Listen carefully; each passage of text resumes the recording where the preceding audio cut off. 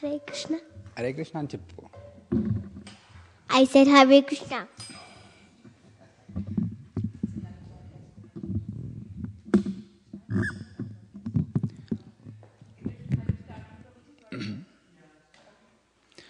Can I get a song book? We'll sing that song today. No, it's fine. It's fine. It's okay. We'll do that song.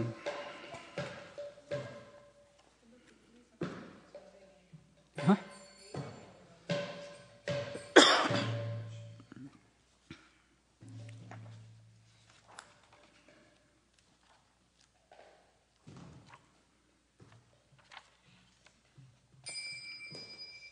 Page 104.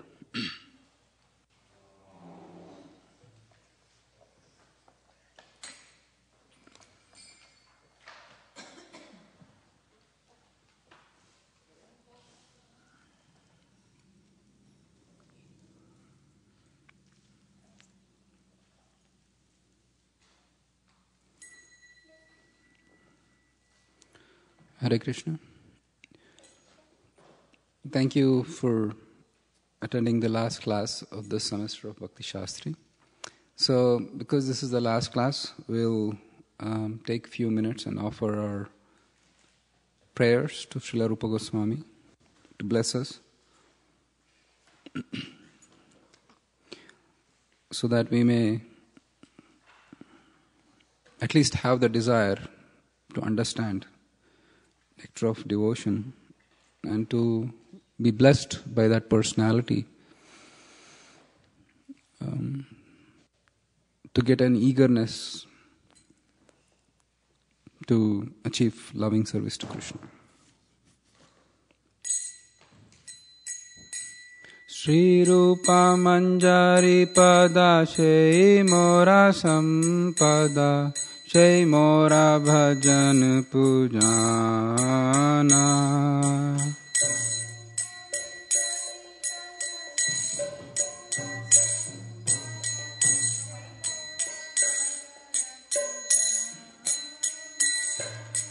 Shei Mora Prana Dhana Shei Mora Abharana Shei Mora Jiva Nirjivana.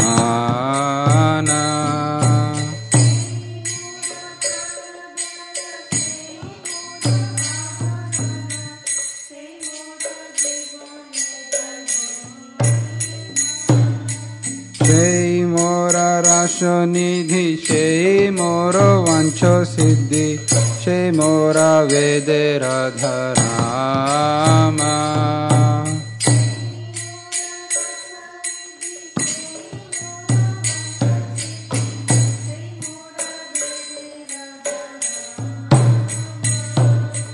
Shei Brata Shei Tapa Shei Mora Mantra Japa Shei Mora Dharam Karama.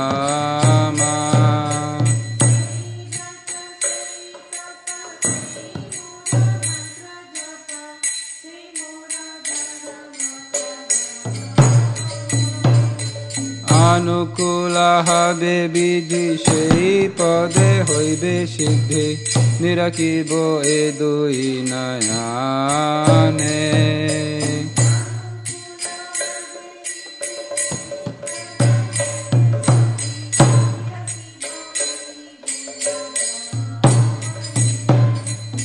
Rupa madhuri rasi prana kuvalaya shashi prapulita habe nishidine.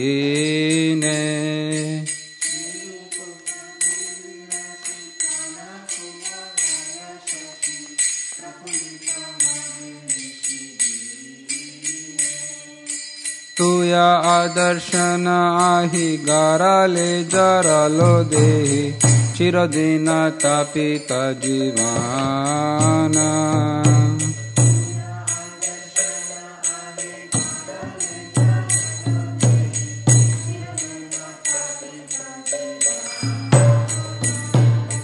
Mahaprabhu koro daya deha mare pado chaya narotama loilo sharana.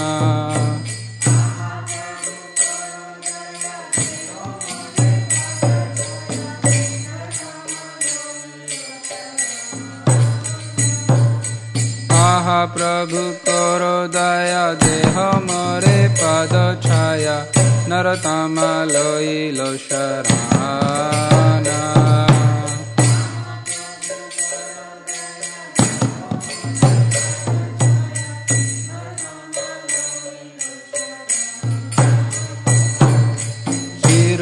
मंजरी पदा से मोरा संपदा से मोरा भजन पूजाना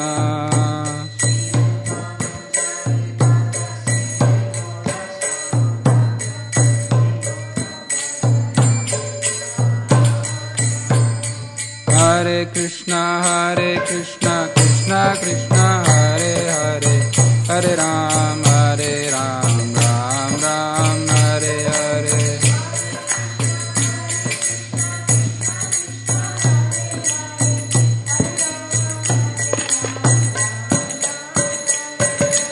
हरे Krishna Krishna Krishna Hare Hare Hare Ram Ram Ram Hare Hare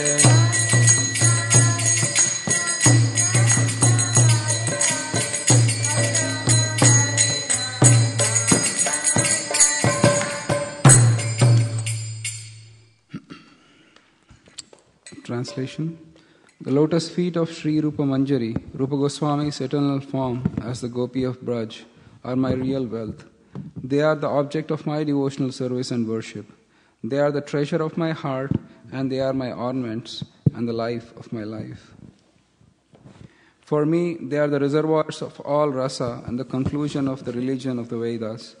They are the fulfillment of all my desires and the goal of all my vows, my austerity, my religious activity, and the chanting of my mantra.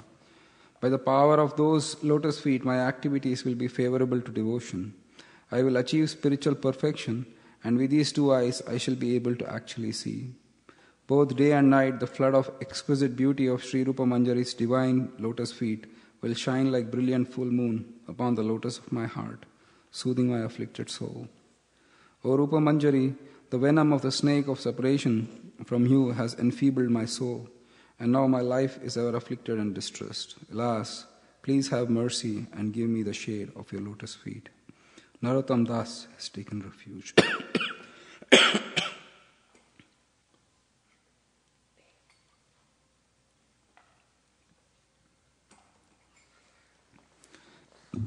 So let's just sing the Mangalacharan prayers and then we'll start.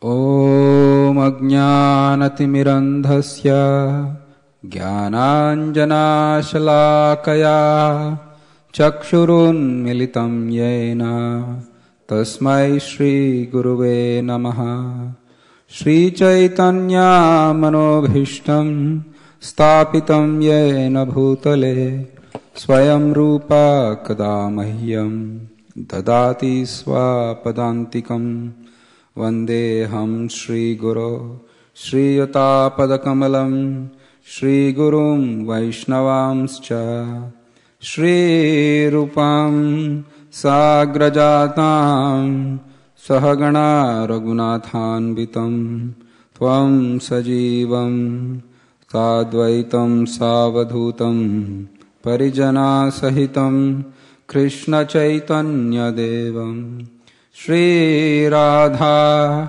Krishna Padan Sahagana Lalita Shri Vishakhanvitamscha He Krishna Karuna Sindho Dinabandho Jagatpate Gopesha Gopika Kanta Radha Kanta Namostute Tapta Kanchana Gaurangi Radhe Vrindavaneshwari Vrishabhanu Sute Devi Pranamami Hari Priye Vancha Kalpa Tarubhayascha Kripa Sindhubhya Evacha Patitanam Pavanebhyo Vaishnavebhyo Namo Namaha Jaya Shri Krishna Chaitanya Prabhu Nityananda Shri Advaita Gadadhar Srivasa Gaura Bhakta Vrinda Hare Krishna Krishna Krishna Hare Hare Hare Ramo, Rama Ramo, Hare Hare. Matsamo nasti papatma, naparadhi cha kaschana, parihare pi lajjame, kim bhruve purushottama. Bhumau skalita padanam, bhumireva valambanam, tvai jata paradhanam, tvameva sharanam prabhu. Adadanastrinam dantair, idam yache punah punah, Srimad Rupa padam bhojo, tulisyam janma janmani, rajoham syam bhave bhave. Hare Krishna. So I welcome all of you, all four of you, and those who are online. Is there anybody online? If you can, press *6 to unmute, say Haribol, and then you can press star. Haribol Prabhu Aditi. Hare Krishna Aditi, thank you for joining. Dandavats Prabhuji, this is Vittal here. Haribol Vittal, thank you for joining. My pleasure, Prabhu. Hare Krishna. Who was the last caller? Radha?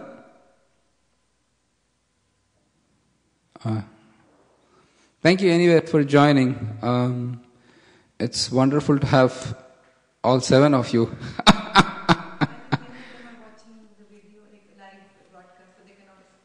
I see, wonderful. So today will be the last class, and today will be the culmination of rather an intriguing series of chapters which culminate in what love of God or Prema is.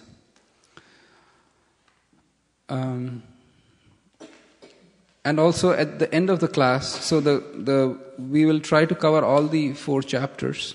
Then the devotees had asked questions. They sent me via email, and we will also answer those questions. Haribol? Okay, I thought there was an echo. So, Hare Krishna Prabhuji, please accept my observations. All praise to Srila Prabhupada, this is Sri Kumar Das. Hari, Sri Kumar Prabhu, Dandavat Pranam. So, we will answer the questions, and then we'll discuss a little bit about exam. So we'll discuss a little bit about exam. There is a little small slight twist for the exam. I think we can discuss this and resolve it. So the last class we stopped at 15th chapter. Now the 15th chapter specifically described about spontaneous devotional service. In Nectar of Devotion, there are 19 chapters which we are going to read for Bhakti Sastri, out of which the first chapter is a description of general devotional service, which is called the first wave. The second wave was called Sadhana Bhakti, which means devotional service in practice. And that was from chapter 2 to chapter 16, out of which the Sadhana Bhakti is divided into 2 categories. One is called the Vaidhi, or the practice of devotional service under specific rules and regulations. That was described until chapter 14.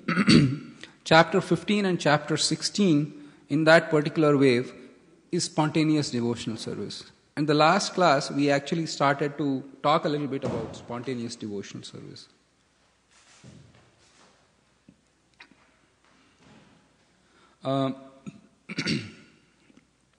So this class, we will continue with the discussion of spontaneous and devotional service in chapter 16. Chapter 17 and 18, they form the third wave, which is called Bhav or Bhava. And at the outset, let me also say, Bhava is also called Rati. Both they are one and the same. Where you hear the word Rati, it also means Bhava. They are interchangeable. They are not different. So then the chapter 17 and 18 are Bhava, and chapter 19 is called Prema. That is the 4 waves. So we have the 4 waves in the first 19 chapters. So let's go start reading with the chapter. Actually, if I think the way we'll do it today is we'll go through Rupa Goswami's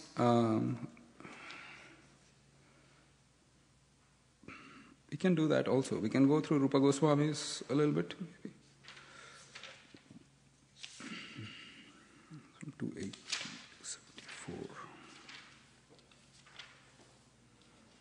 One very quick question I have. Yes, Mataji. So, we have heard about this Pancharatra Marg and Bhagavat Marg. Are they like same as Vaidhi Raganuga Bhakti and Vaidhi Bhakti? No, they both are in the form of sadhana. It's a sadhana stage, except the fact that Pancharatri system emphasizes more on the deity worship, whereas the other marg, which is the Bhagavat marg, is more hearing and chanting. So Srila Prabhupada said that in the early stages of devotional service, or the neophyte stage, one should be doing both Pancharatra Vidhi and the Bhagavat marg. But later only Bhagavat marg is enough. So they are both Vaidhi Bhakti? They are come under the category of Vaidhi Bhakti. Because the reason is this. Actually, let me kind of qualify that particular answer, because in the in the Pancharatra marg, it's purely under Vaidhi. Why? Because it has so many rules and regulations. You cannot spontaneously do whatever you have to do with deities. But having said that, when that Vaidhi level goes beyond and enters into spontaneous loving service, then there are certain scope for performing those two things without rules. So, for example, Mother Yashoda, when she fed Krishna, really she didn't started offering mantras to Krishna. Come, take. She would say, like, Krishna is playing with his friends. She'd say, come, let's go. You are hungry. I have to feed you now. That's it. And Krishna would go get fed by Mother Yashoda. She didn't bother to do all those things. First do the arti, and then she wouldn't do all the other things. So, so the nature of that depends on the level of where the devotee is. So let's the chapter 15 is spontaneous devotional service. So I'll read a little bit from the actual Bhakti Rasamrita Sindhu. Kindly hear attentively, and then once we come to that point, then we go to Prabhupada's thing. Raganuga Bhakti is defined as that Bhakti which follows after Ragatmika Bhakti, found distinctively in the inhabitants of Vraja. In order to define Raganuga Bhakti first, Ragatmika Bhakti should be discussed. What is the difference between Ragatmika and Raganuga Bhakti? I'll keep continuing, you can look up the answer. Raga is defined as spontaneous, deep thirst for the object of love. Bhakti that is impelled exclusively by such a thirst is called Ragatmika Bhakti. So Ragatmika Bhakti or the Ragatmika Bhaktas, they are already siddhas, or they are already situated on the platform of perfection in spontaneous devotional service. All the inhabitants of Vrindavan are Ragatmika devotees. They have already reached that perfection. And Raganuga Bhakti is those devotees who are going to follow the Ragatmika devotees in a particular way to attain that platform. So Raganuga Bhakti is the practice, not exactly quote-unquote practice, but the spontaneous devotional service to Krishna following the Ragatmika devotees. Just like a professor is there in school who is already situated on a certain level, he is guiding people who are aspiring to follow his path. Something like that.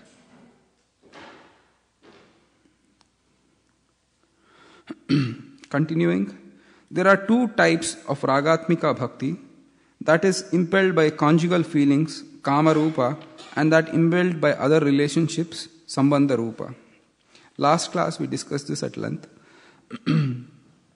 These two types of Ragatmika Bhakti are illustrated in the 7th canto. We remember we discussed this verse. Kamad Veshad Bhayat Snehad Yata Bhaktieshwaraye Manaha Aveshyatamagam Hitva Bahvastam Gatim Gataha Gopya Kamad Bhaya Kamso Dvesha Chaidadyayo Nripaha Sambandad Vrishnaya Snehad Yuyam Bhaktya Vayam Vibho.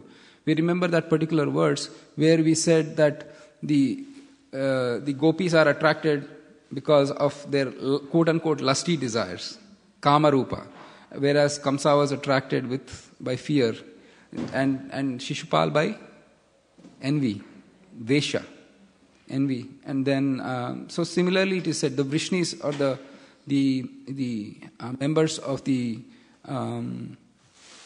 Dwarka community who were relatives of Krishna, they were attracted to Krishna on the platform of friendship. So here Ragatmika Bhakti has two categories. One is Kama Rupa and one is Sambandha Rupa. Now the question might be asked, isn't Kama one of the Sambandhas? So if a man says, these are all my relatives, and amongst his relatives there is his wife also, that should qualify everybody, right? Even wife is also related to a man. Then why is it Srila Rupa Goswami specifically says there is Kama Rupa as one particular category and all the other relationships as Sambandha Rupa? And it is so, Acharyas have said, because of the special nature of conjugal love with Krishna, that has been like specially mentioned. Though a man may say, these are all my relatives, here is my wife. Or, oh, everybody is coming through the door. The king is also coming. So, everybody includes king, but the king being the highest is given some special respect. So, Ragatmika has two types, which is called the Sambandha Rupa and Kama Rupa.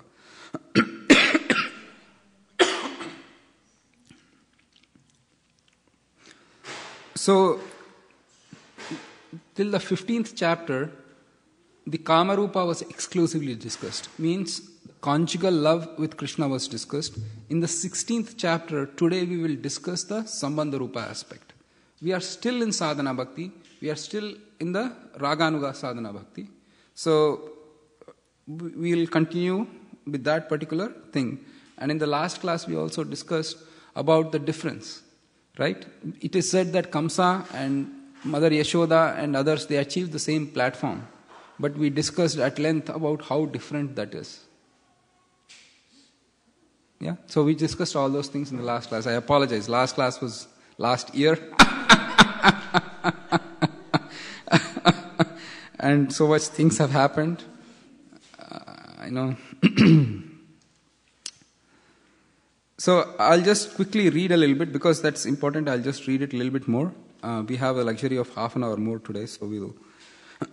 Translation: because fear and hatred are not favorable, they are rejected as modes of bhakti. Affection, sneha of the Pandavas, if it means friendliness, sakhya, belonging to Vaidhi bhakti, because sakhya is predominated by veneration. If sneha means prema or the stage of prema, it could not still be admitted here, as the topic is sadhana bhakti. In the phrase bhaktya vayam, we and the sages Narada attained befitting goals of bhakti, and bhakti refers here to Vaidhi bhakti. Not important, just keep moving. When it is said that the enemies and the dear friends of the Lord attain the same end, it means the same end only in the sense that Brahman and the personal form of Krishna are one entity. Oh, Michael, I'm so sorry. I'm just reading. I'll just quickly come back to that book. I'm just. Oh, you should have asked. I'm sorry. I should have. Okay. So we were saying that Krishna has three forms, which is Brahman, Paramatma, and Bhagavan. So the demons, or those who are inimical to Krishna, attain the Brahman platform, whereas the devotees attain the Bhagavan platform.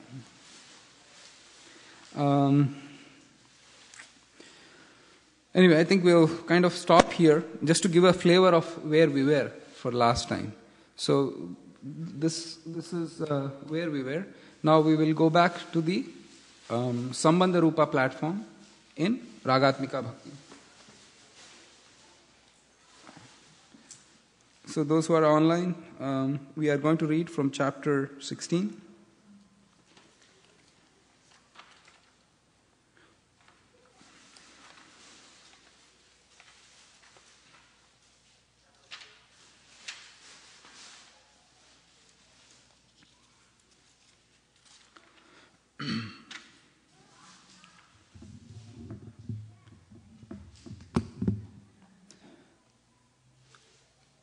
Chapter 16, Spontaneous Devotion further described. Relationship. In the attitude of the denizens of Vrindavan, such as Nanda Maharaj and Mother Yashoda, is to be found the ideal transcendental concept of being father and mother of Krishna, the original personality of Godhead. Factually, no one can become the father or mother of Krishna, but a devotee's possession of such transcendental feeling is called love of Krishna in parental relationship. The Vrishnis, Krishna's relatives at Dwarka, also felt like that. So, spontaneous love for Krishna in parental relationship is found amongst both the denizens of Dwarka, who belong to the dynasty of Vrishni, and amongst the inhabitants of Vrindavan. Spontaneous love of Krishna, as exhibited by Vrishnis and the denizens of Vrindavan, is eternally existing in them.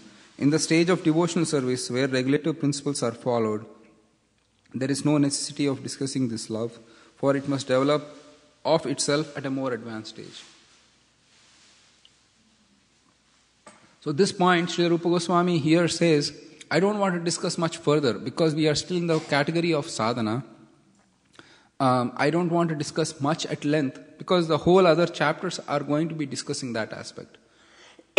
So he says, the other important point we notice, it should develop naturally. When you cannot force it to develop. Love of Godhead is something which is going to develop naturally. Eligibility for spontaneous devotional service. The other question is, so who is eligible for that spontaneous devotional service? Or what's the qualification of that person that gives that eligibility?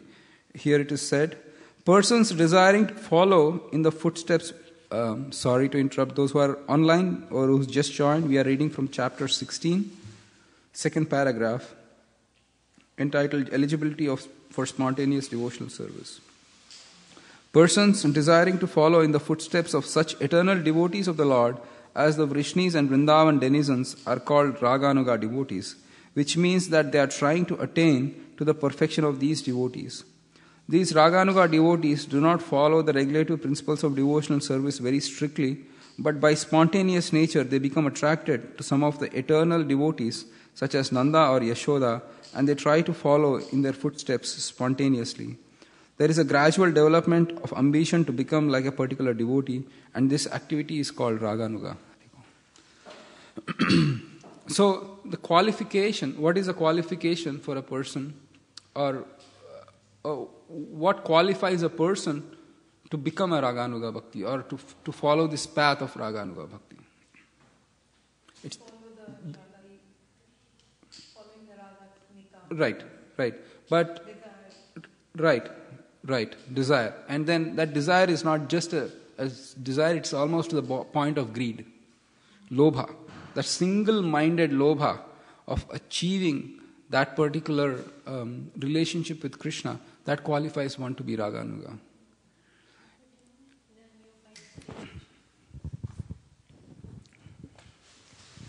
In a neophyte stage, one may also try to do that in sense of intense desire, but it may be imitation or it may be some kind of perverted thing.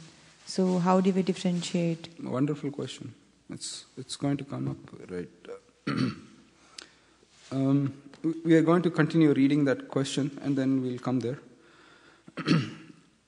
So Malini's question, for those who couldn't get it, is that in the initial stages one may also experience a particular desire. So how does one differentiate whether it is actually a spontaneous attraction for Krishna or is it just my own desire brought about by my mind? How do we know that? So let's continue reading. We are reading on the first line of page 126. We must always remember, however, that such eagerness to follow in the footsteps of the denizens of Braja, Vrindavan, is not possible unless one is freed from material contamination. In following the regulative principles of devotional service, there is a stage called Anartha Nivritti, which means the disappearance of all material contamination. Sometimes someone is found imitating such devotional love, but factually he is not freed from anarthas or unwanted habits. It has been seen that so-called devotee proclaims himself a follower of Nanda, Yashoda or the gopis, while at the same time his abominable attraction for mundane sex life is visible. Such a manifestation of divine love is mere imitation and has no value. When one is actually spontaneously attracted to the loving principles of the gopis, there will be found no trace of mundane contamination in his character. But I have to qualify this statement because later, when we read about Bhava, we find that even in the Bhava stage, there are traces of anarthas, not full-fledged anarthas. And there are traces of anarthas, but they are so small that if you take like a huge bucket of water and put a drop of pink or a red dye, pretty much it just gets so mixed up you can't even distinguish. But that drop is there, you can't see it. So at least in the spontaneous stage, one is not grossly attached to, most of the mundane contamination is gone. Envy, lust, ego, pride, so many other unwanted habits, they are all gone. Gunjan? No, I was just thinking so. Okay. Good. Therefore, in the beginning, everyone should strictly follow the regulative principles of devotional service and according to the injunctions of the scriptures and spiritual master. Only after the stage of liberation from material contamination can one actually aspire to follow in the footsteps of the devotees of Vrindavan. So, does that?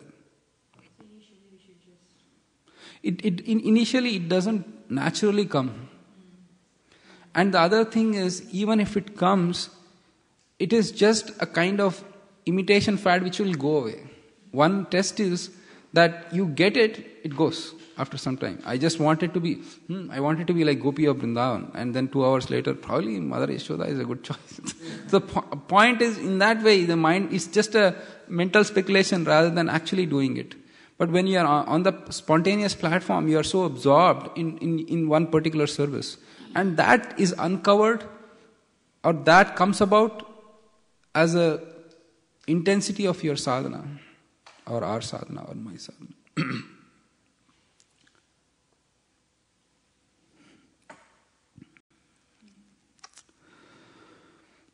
So,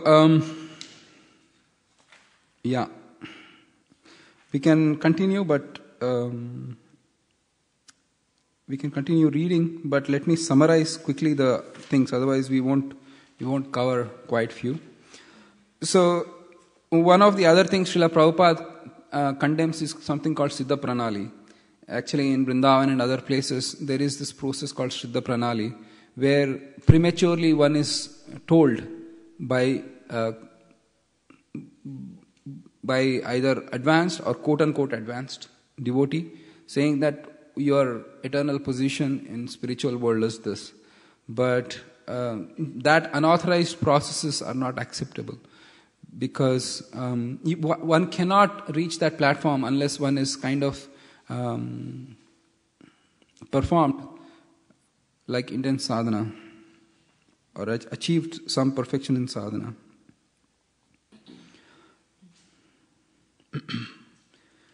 And then the next particular subsection on page 127 is called conjugal love. And in the conjugal love,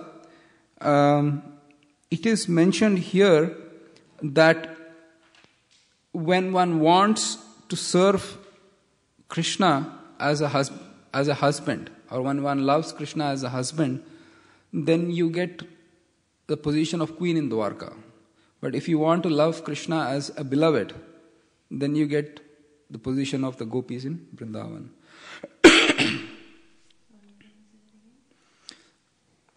Okay, so I'll just read it, Malini, so that it will be easier. We'll read that little bit on the passage Conjugal Love on page 127, first few lines. Devotional service following in the footsteps of the gopis of Vrindavan or the queens at Dwarka is called devotional service in conjugal love. This devotional service in conjugal love can be divided into two categories. One is indirect conjugal love and the other direct. In both of these categories, one has to follow the particular gopi who is engaged in such service in Golok Vrindavan. To be directly attached to the Supreme Personality of Godhead in conjugal love is technically called Keli. This Keli performance means to directly join with the Supreme Personality of Godhead. There are other devotees who do not wish to directly contact with the Supreme Person, but who relish the conjugal love affairs of the Lord with the gopis. Such devotees simply enjoy by hearing the activities of the Lord with the gopis. So here, two things. You can aspire to serve Krishna as a husband or as a lover. Even amongst that, there are two categories. One is that I want to be a gopi, participate directly in activities of Krishna. The other is I just want to assist, not directly participate. The gopis are those who directly participate with Krishna, but whereas the manjaris or the assistants of the gopis, they do not directly participate but help the gopis to or facilitate the pastimes of love between Krishna and the gopis. And the other aspect of this particular section is, I'll come there. The other aspect Srila Prabhupada states here is that this particular conjugal love is not mundane, which means, unless you are born as a woman, you can achieve this. Srila Rupa Goswami says that activity has nothing to do with being a man or a woman. And the example given here is that Lord Ram, he was living in Dandakaranya forest, and then the sages who were performing austerities in that forest, they saw Lord Ram, and their spontaneous devotional service to be his lover erupted in their hearts. Because Lord Ram was an ideal king and he was wedded to one wife and he had taken a vow of having only one wife, Lord Ram accepted the desires of the sages of Dandakaranya and he was silent. And Srila Prabhupada writes, silence means accepting it. And in the next life, in the next time when the Lord appeared in the world, those sages of Dandakaranya, they took birth from the womb of gopis in Vrindavan and they enjoyed conjugal pastimes. So it is said that not just a man it depends. So, it's not just a male-bodied person cannot and a female-bodied person only can. That internal development is completely different. Let's take the example of the author himself, Srila Rupa Goswami. Externally, he was Srila Rupa Goswami, but internally, he was Rupa Manjari. So that is, it's nothing to do with body. And Malini, I'm sorry, I think it will come here. On page 129, we will read the second paragraph from the top. Conjugal love is divided into two classifications, namely conjugal love as husband and wife and conjugal love as lover and the beloved. One who develops conjugal love for Krishna as a wife is promoted to Dwarka, whereas the devotee becomes the queen of the Lord. One who develops conjugal love for Krishna as a lover is promoted to Golok Vrindavan to associate with gopis and enjoy loving affairs with Krishna there.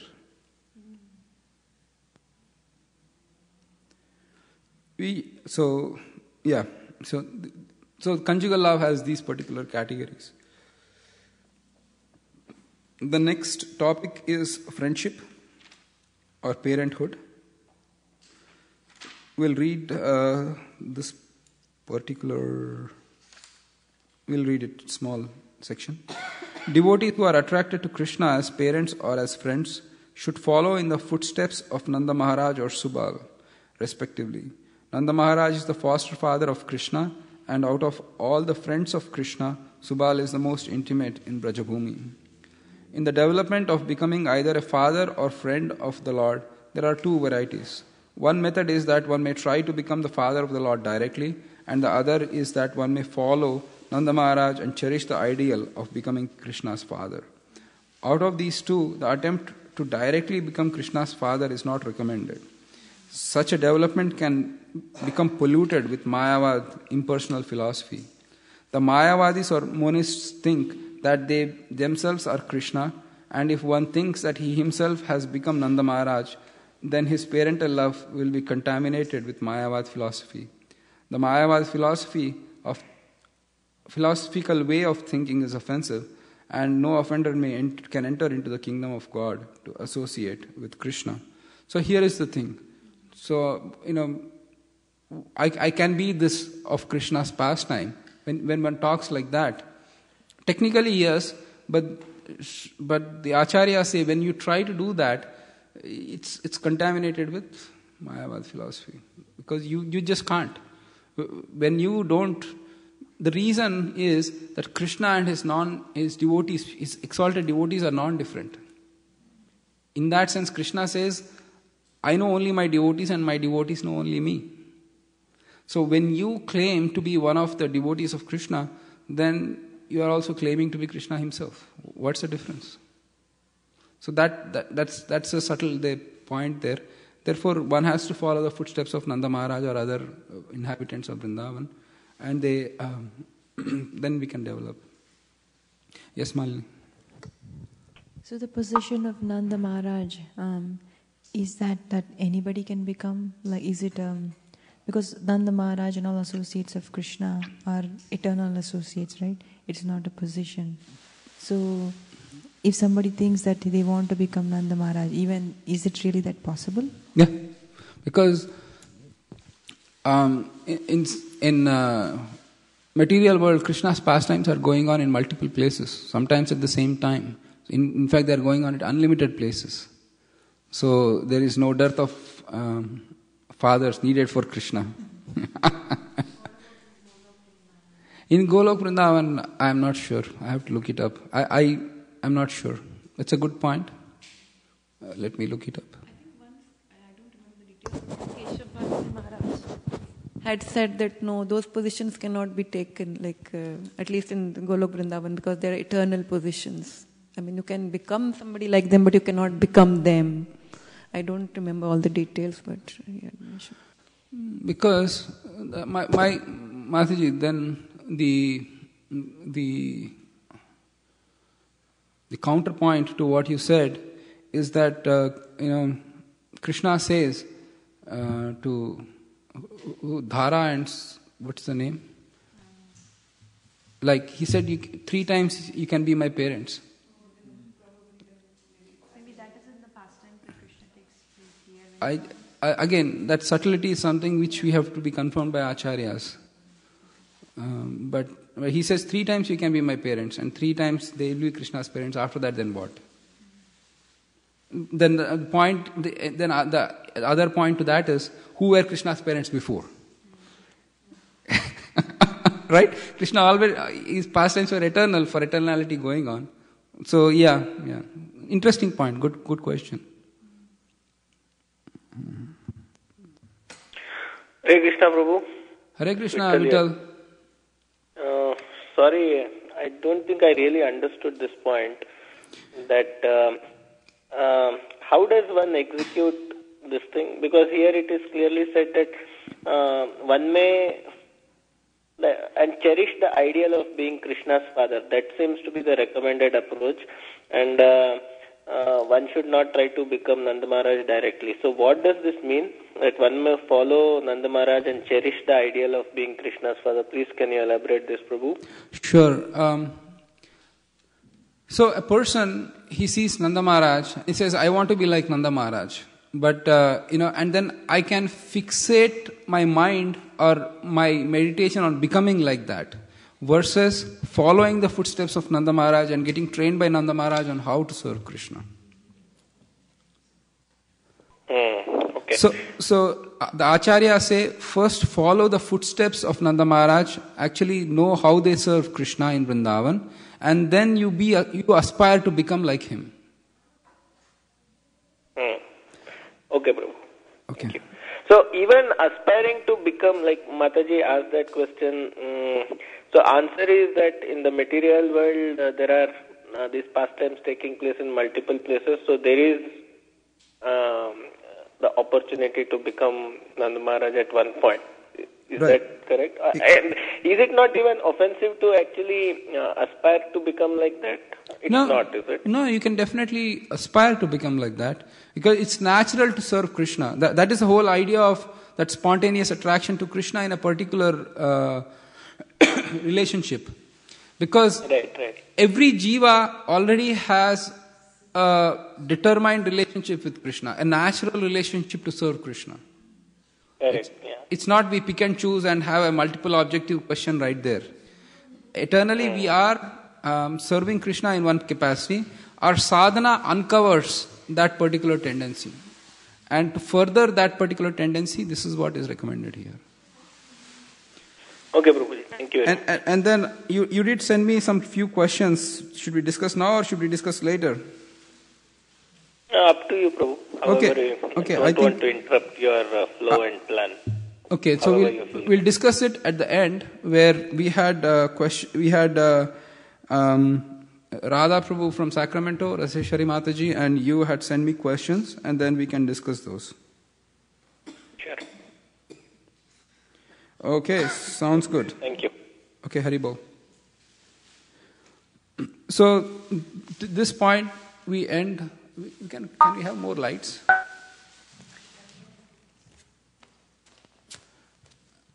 This point, we end what is called the spontaneous or Raganuga Bhakti. So, we'll go to the next step.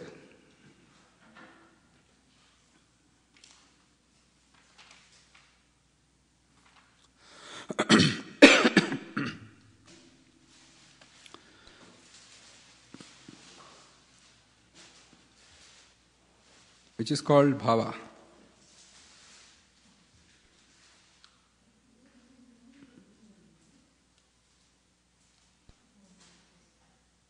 Thank you.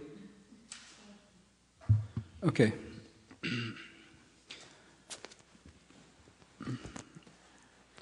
So, not exactly, but Bhava is something like that.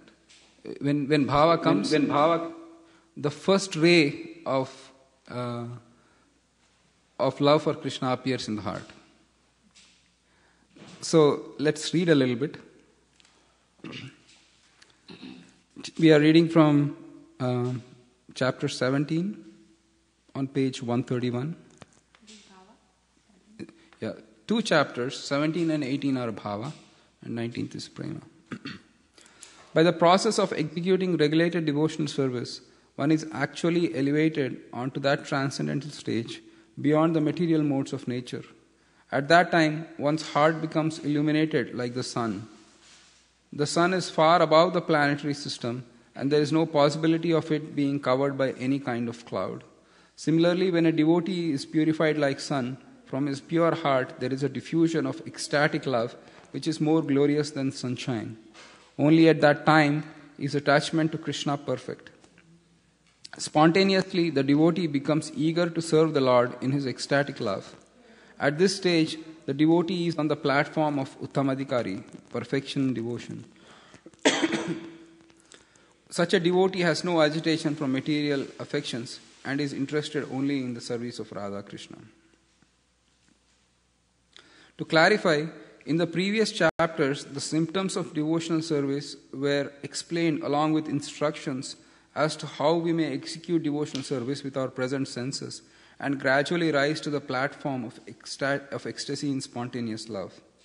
Although the 2 kinds of devotional service, namely devotional service through regulative principles and through spontaneous love, were discussed, within the stage of the regulative principles of devotional service, there are 2 divisions, namely executive and effective.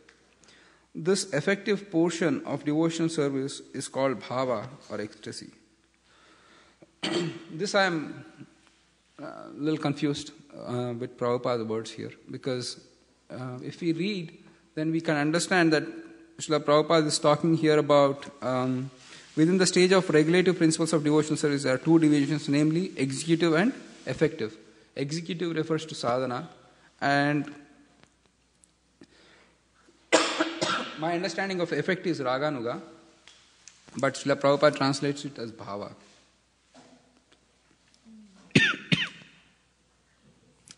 In this connection, there is a statement in the Tantras that the ecstasy is the first symptom of pure love of Krishna. My understanding is that raganuga and bhava are not like two separate islands. They overlap. The raganuga and the bhava, they overlap. Prema is very distinct, but raganuga and bhava, they overlap. And we'll see the link on how raganuga leads to bhava and what are the different transformations.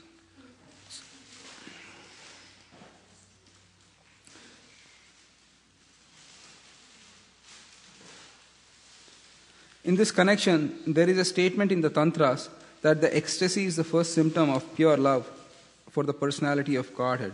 And in that stage, one is sometimes found shedding tears or shivering. So my understanding is, in bhava, not all the stages come about. In the prema, there are many different manifestations of those symptoms. There is sweating, there is laughing, crying. There are so many shivering, hair standing on end.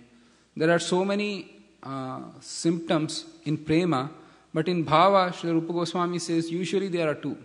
They are tears and then shivering or hair standing on end, that's all. Not always these symptoms manifest, but occasionally. That is another thing of bhava. In prema, though, they manifest constantly, because one of the questions is what is the difference between bhava and prema. So there are a few differences. When King Ambarish was put into difficulty by Durvasa, he began to think of the lotus feet of the Lord. Thus there were some changes in his body, and tears were falling from his eyes. These symptoms are activities of ecstasy. They are visible in the shivering of the body and the shedding of tears. After the outward appearance of these ecstatic symptoms, they stay within the mind, and continuation of ecstasy is called samadhi. This stage of appreciation becomes the cause of future exchanges of loving affairs with Krishna. So how does a person get bhava? It's an important thing. If somebody can say, let me get some bhav, I need it. I mean, like let's who wouldn't be ready to purchase? So the question is, how can we get it then? I need something. You need to find a store where to get it, or you need to find a person who can give it to you, or you need to find something that you can get it. So let's discuss those in the next chapter. How do we get bhava? Elevation to this stage of ecstasy can be possible in two ways. One way is by constant association with pure devotees. The other way is by the special mercy of Krishna or by the mercy of his pure devotees. So the point here is, bhava can be obtained in two stages. One is by the mercy of the devotee, and technically speaking, it is by mercy of Krishna, but Srila Prabhupada says the mercy of Krishna can include the mercy of his devotee. So, the constant association of pure devotees, you get it. Other is that Krishna or his devotee bless you. May you get bhav. And then you get it. And otherwise you can be remaining in the association of pure devotees. And that's how also you get. We'll later see how that particular bhava in the heart of the devotee, pure devotee, when one is in the association, it reflects. There is something called chaya bhav and rati bhav, ratyabhas bhav, which means that particular bhava is reflected from the heart of the devotee. So we'll discuss those two things later. Elevation to the ecstatic stage of life is generally attained through the association of pure devotees, while elevation to that stage by special mercy of Krishna or his devotee is very rare. The purport is that one should execute devotional service rigidly in association with devotees so that there will be certainty in raising oneself to the ecstatic position. In special cases, of course, there is a special favor from Krishna, and although we should always expect that, we should not simply sit idle and wait for Krishna's special mercy. The regular duties must be performed. That's another point. We have seen so many people, when Krishna inspires, I'll go to the temple. When Krishna inspires, I'll chant Hare Krishna. So, anyway. It is just as when sometimes it is found that a person who never attended school or college may be recognized as a great scholar, or an honorary degree from that university may be offered to him. But this does not mean one should avoid school and expect to be automatically receive an honorary degree from some university. Similarly, one should devoutly execute the regulative principles of devotional service and at the same time hope for Krishna's favor or for his devotees' favor.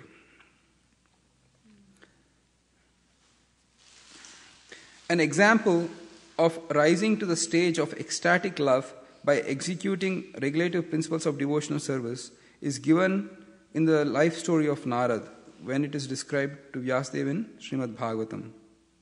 So, we know that story about how Narada in his previous life, he was the son of a maidservant, and during the 4 months, great saints had visited to his house and his mother, and he served them nicely. And then it is said that he became attracted, and then because of their mercy, he got bhava. It is, should we continue reading that? Yes. Yes. So this example of Narad Muni that is given, in what there are two ways you can attain bhava, right? One is association, other is mercy of devotees. So which one does this fall into? This one is mercy, the association. So please understand, you can get bhava through the association of pure devotees or by the mercy of the Lord or his devotee. Now, when we say mercy of the Lord or his devotee, that is more instantaneous. And the association of pure devotees is more regulative. It's going to take time. That's why Prabhupada says, you can get that shortcut method, but don't wait for it. Better do your thing. So is it that one leads to the other, or one is a separate parallel processing? Oh, I see. Okay. Either ways you can get it. Yes, Partha Sarathi Prabhu. Hari Hari. Yes. It says in the Mandoya Kandambini, I think it's the second shower. I think it says that Bhakti and Shraddha, they grow synonymously. They grow together.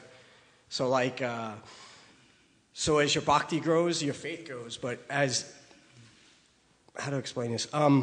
It's like from everything to Nartana Vritti is immature. It's all immature devotional service. That's why it's often referred to where it goes down. It's a going downwards motion, and then once you pass the Nartana Vritti, it's going up again because you're going towards Prema, towards Bhava, all these things. So it's like, I guess the point I was trying to make was that you can't rush the mercy. You can't rush the process. If you do that, then, if I'm mistaken, then you're liable to fall down. You're liable to not stay. Thank you. No, thank you. So let's. I think we should read. It's worth our time, and we do have a little bit more time. So let's read from the second paragraph or the third paragraph on page 132. An example of rising to the stage of ecstatic love by executing the regulative principles of devotional service is given in the life story of Narada, which is described to Vyasadeva in Srimad Bhagavatam. Narada tells there of his previous life and how he developed to the stage of ecstatic love. He was engaged in the service of the great devotees and used to hear their talks and songs. Because he had the opportunity to hear these pastimes and songs of Lord Krishna from the mouths of pure devotees, he became very attracted within his heart. Because he had become eager to hear these topics, he gradually developed within himself an ecstatic love for Krishna. This ecstatic love is prior to the pure love of Krishna, because in the next verse Narada confirms that by gradual process of hearing from the great sages he developed love of Godhead.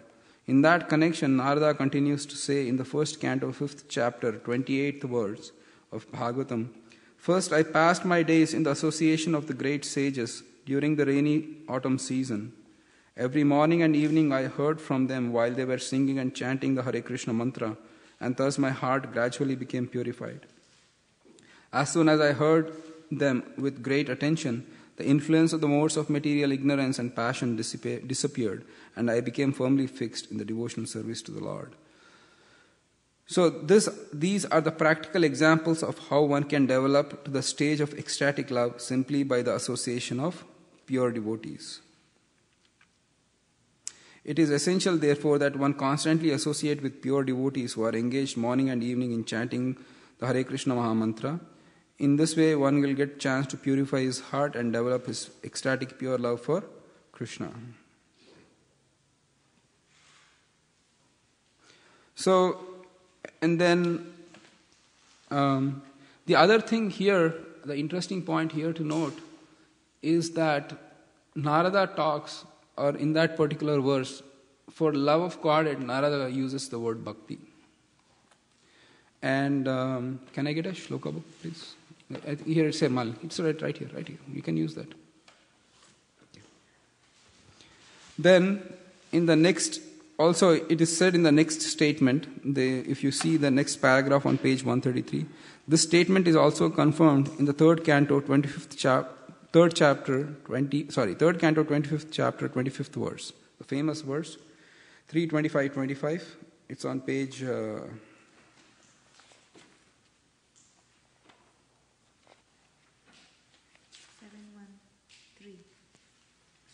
213. Thank you.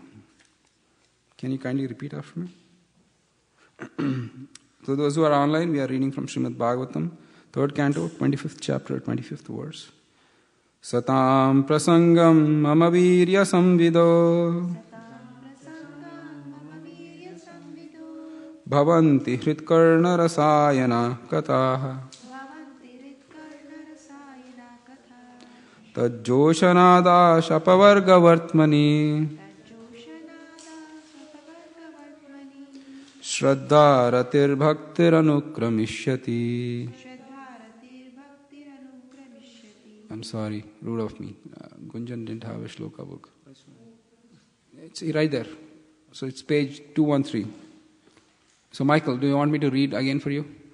Yeah. So that you can follow that? Okay, it's good to read again. Let's read. Page 213.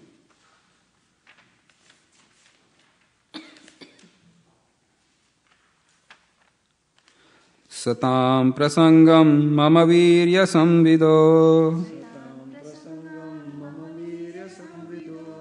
bhavanti hritkarna rasayana kataha tajjoshanada shapavarga vartmani Shraddha ratir bhakti anukramishyati. Please focus on the last word, which is anukramishyati. Anukramishyati means will follow in order. If you see the word to word, it will follow in order. Let's do the translation first and then we'll go back.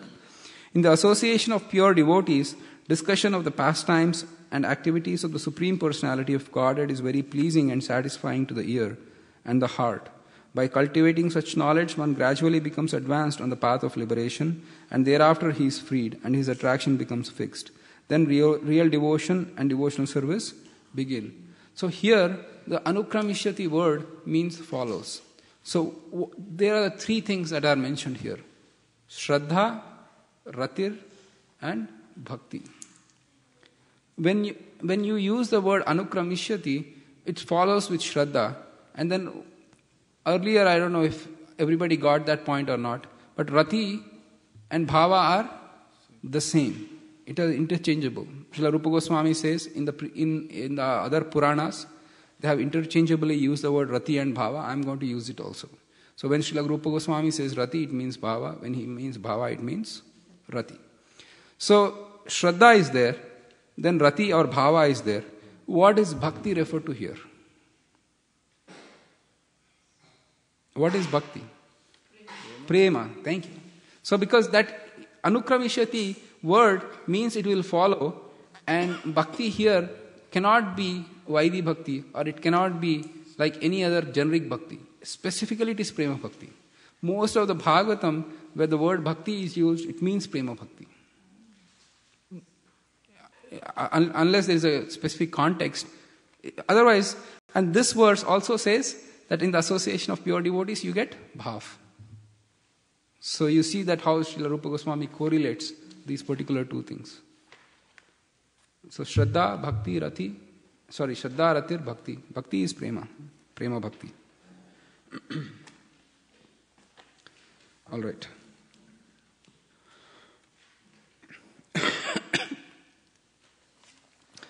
We'll read on page 133. And we start with the line, in the Padma Puran. Everybody there?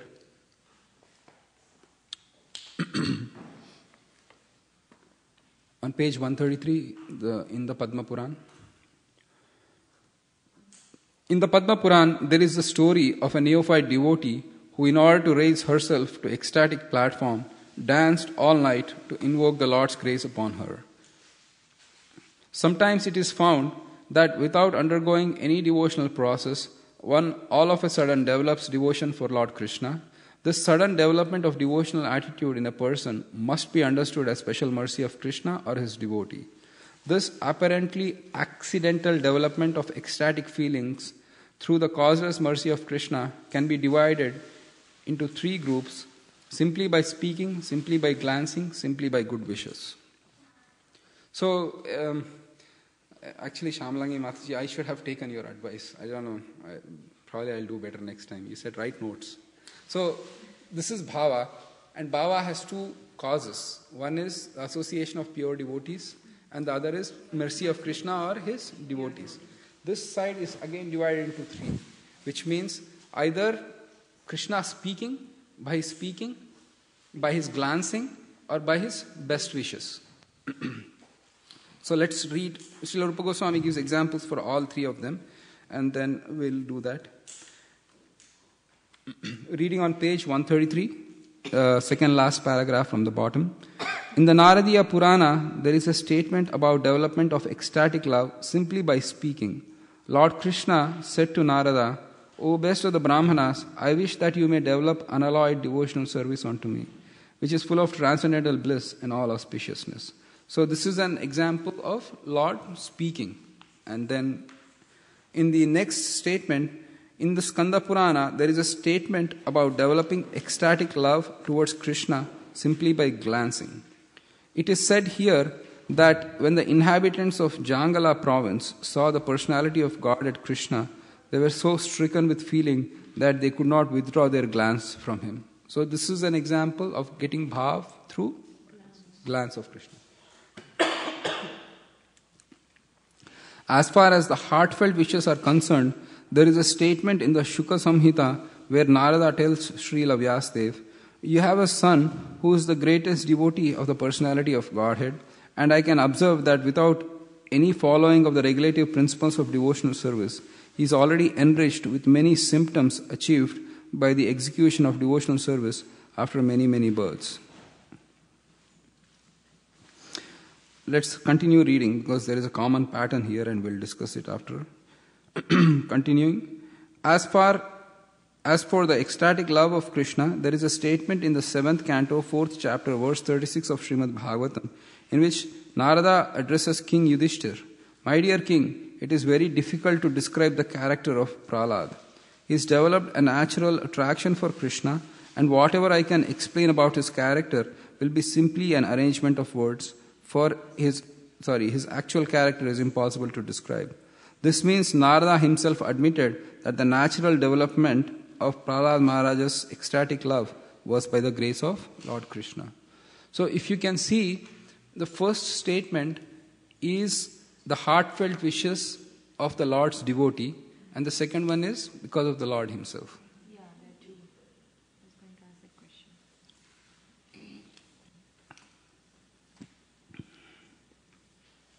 Actually, the thing is, if we continue further, then Srila Prabhupada again adds a twist.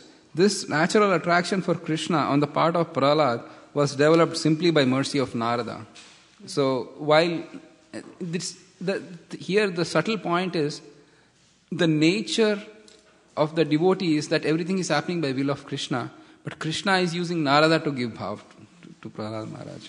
Therefore, you see, Prahlad Maharaj comes out of the womb and he has performed no reading, no austerity, nothing. But he is already on the stage of bhav because of mercy of Narada. That's why he was so fixed. That's why no material tribulation could disturb him. He's 5 years old. Tell me, unless you have some special power like that, how can you withstand? Same is with Sukadeva Goswami. 16 years he was in the womb of his mother. As soon as he came out, he left. His father said, wait, I'll perform reformatory process. I'll give you a thread. I'll teach you Vedas. We should do all these things. He said, nope, I'm taking off. Because Sukadeva Goswami was already on that particular platform. Prabhuji, I didn't get one thing. So causeless mercy of Krishna can be simply by speaking, simply by glancing, and simply by good wishes. So does that mean that, like here, simply by speaking means when Krishna speaks to them, he bestows his mercy? And when Krishna glances, he bestows his mercy. Is that something like... Right. Yeah, because for the glancing it is said, when the inhabitants of Jangala province saw the personality of Godhead Krishna, they were so stricken with feeling that they could not withdraw their glance.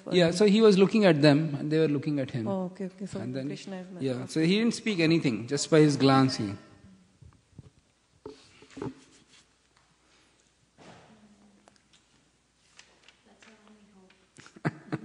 You're right.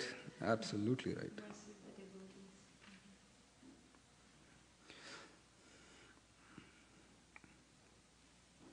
So these are the ways in which one can get bhav. And we'll go on to the 18th chapter. The 18th chapter we have, we start with the fact that who is qualified, or what is the qualities of a person who's on bhava, and there are 9 qualities here. Let's read those 9 qualities and then we'll discuss those 9 qualities. Then we discuss the shadow and the imitation, or the reflection, and then we'll see how bhav can be destroyed. Even if a person has bhav, still it can be destroyed. Why it can be destroyed, how it can be destroyed is also there. And let's start on page 18. For those who are online, we are reading from page 135, chapter 18, titled Character of One in Ecstatic Love. Rupa Goswami next describes the characteristics of a person who has actually developed his ecstatic love for Krishna. These characteristics are as follows. He is always anxious to utilize his time in devotional service of the Lord. He does not like to be idle. He wants service always, 24 hours a day, without deviation. Second, he is always reserved and perseverant. Third, he is always detached from all material attraction. He does not long for any material respect in return for his activities. He is always certain that Krishna will bestow his mercy upon him. He is always very eager to serve the Lord faithfully. He is very much attached to the chanting of the holy names of the Lord. He is always eager to describe the transcendental qualities of the Lord. He is very pleased to live in a place where the Lord's pastimes are performed. Example, Mathura, Vrindavan, or Dwarka. So, you have something to share? You had something to share? Yeah, go ahead. Yeah, it's okay. When the qualities were read, one thing I was noticing is that we may perform some of these qualities or some of these things sometimes, but Rupa Goswami is qualifying, he's saying he's always, like always and sometimes. I was just thinking. It's a nice point, Malini, you got up. I was thinking about it when I read. This is applicable to the person who is already on the platform of bhava. So, if you are not, then there is no point in beating up yourself. Then one just tries to artificially do something without naturally not being there. It's counterproductive. So one should know where we are on and act naturally, and Krishna will give us impetus. Krishna will make sure that we progress. When he does, at what time he does, it's up to his mercy. So by being what we are in front of Krishna, and very eager, that's the other point. Just being, because, this is what I am, you become complacent. No complacency. You always aspire to progress, but without imagining yourself to be in that situation, nor are you complacent about being where you are. And Krishna will definitely help you. So it's nice. At least the point here is we know. When we read all these things and when you observe a person, you can at least get some hints whether he's actually on bhava or whether he's just imitating, or it's for our own information at this point of time.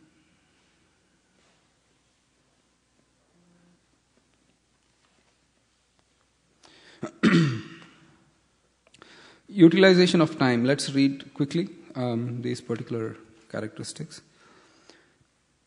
An unalloyed devotee who has developed ecstatic love for Krishna is always engaging his words in reciting prayers to the Lord. With his mind he is always thinking of Krishna, and with his body he either offers obeisances by bowing down before the deities or engages in some other activities. During these ecstatic activities he sometimes sheds tears. In this way his whole life is engaged in the service of the Lord, with not a moment wasted on any other engagement. Perseverance. Actually, Rupa Goswami, he actually gives the definitions for each. So we'll go through at least the definitions for each. When a person is disturbed, even in the presence of various causes of disturbance, Thank you. When a person is undisturbed, thank you, Malini. When a person is undisturbed, even in the presence of various causes of disturbance, he's called reserved and perseverance. And the example here is Maharaj Parikshit, who was not disturbed even when he was cursed by the boy to die in the hands of Takshaka. So the detachment, next point in the next subsection on page 136. The senses are always desiring sense enjoyment, but when a devotee develops transcendental love for Krishna, his senses are no longer attracted by material desires.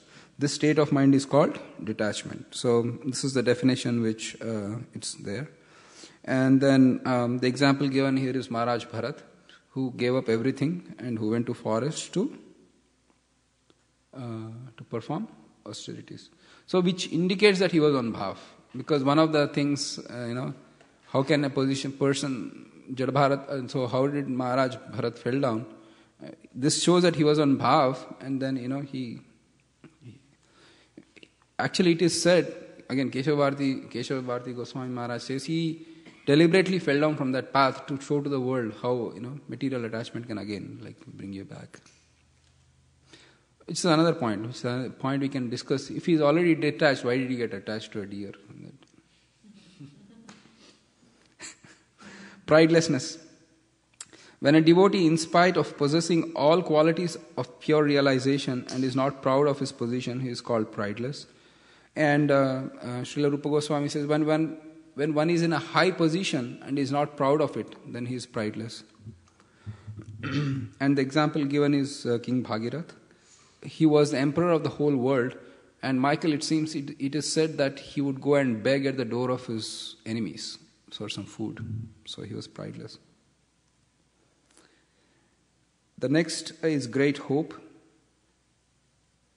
That strong conviction that one will certainly receive the favor of the Supreme Godhead is, in the Sanskrit, is called Asha Bandha. Asha Bandha means to continue to think that because I am trying my best to follow the routine principles of devotional service, I am sure that I will go back to Godhead, back to home. So this is hope against hope. And then the verse for memorization we have in that the same thing.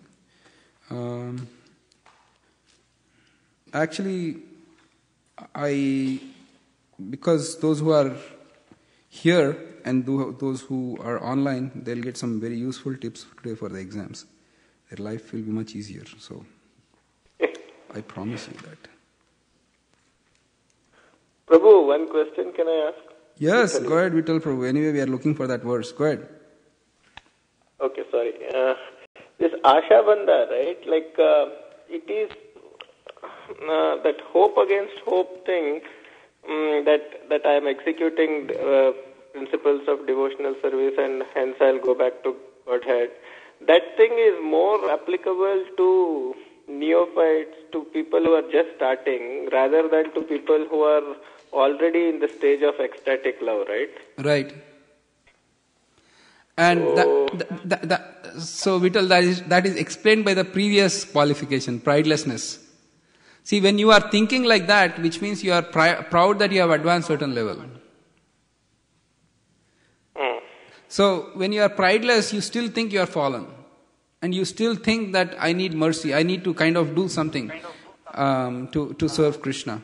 There is one point I wanted to mention, probably I should have read that. Even in the stage of spontaneous devotional service, though one is beyond the rules and regulations, one still continues to act in the rules or regulations. Yeah, that's an important point I missed. So I'll give the gist of it. When one achieves perfection in spontaneous devotional service, which is Raganuga Bhakti, that devotee is no longer subject to rules and regulations. There is no rules to act. But yet, even being advanced that level, that devotee routinely follows the regulative practices to A, set an example to others, B, he thinks he is not qualified. And Srila Prabhupada writes that as long as one has material body, one should do the regulative principles. And that's why the advanced devotees, they don't show their external symptoms that easily. Srila Prabhupada, one or two times, he showed tears. In Allahabad, when he was doing Jai Radha Madhava, then he completely got absorbed in Bhava. Tears were flowing from his eyes. And then, when everybody stopped and Prabhupada came from his external consciousness, and then he gave the class. The point here is that they don't show it. Not every time. Prabhupada didn't make a show out of it, though he was on that stage. So, combine that with the fact that, I am expecting Krishna's mercy. Vittal, does that a little bit answer your question?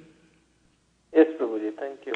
Thank you, yeah. And even the gopis of Vrindavan, they also have this fear that Krishna may leave us.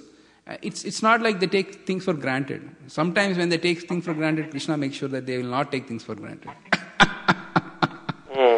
They were in Rasa dance, and then everybody thought Krishna is just with me, and then everybody was like puffed up, and Krishna left them all of a sudden, and then they were plunged into an ocean of misery. Yes, Prabhuji, thank you very much. Thank you. Raja Janarthi.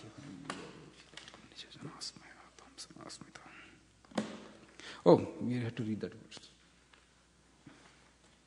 So, as promised, I said I'll make your life easier for exams. So we won't have these two verses, these big verses. They won't come in exam. The optional ones.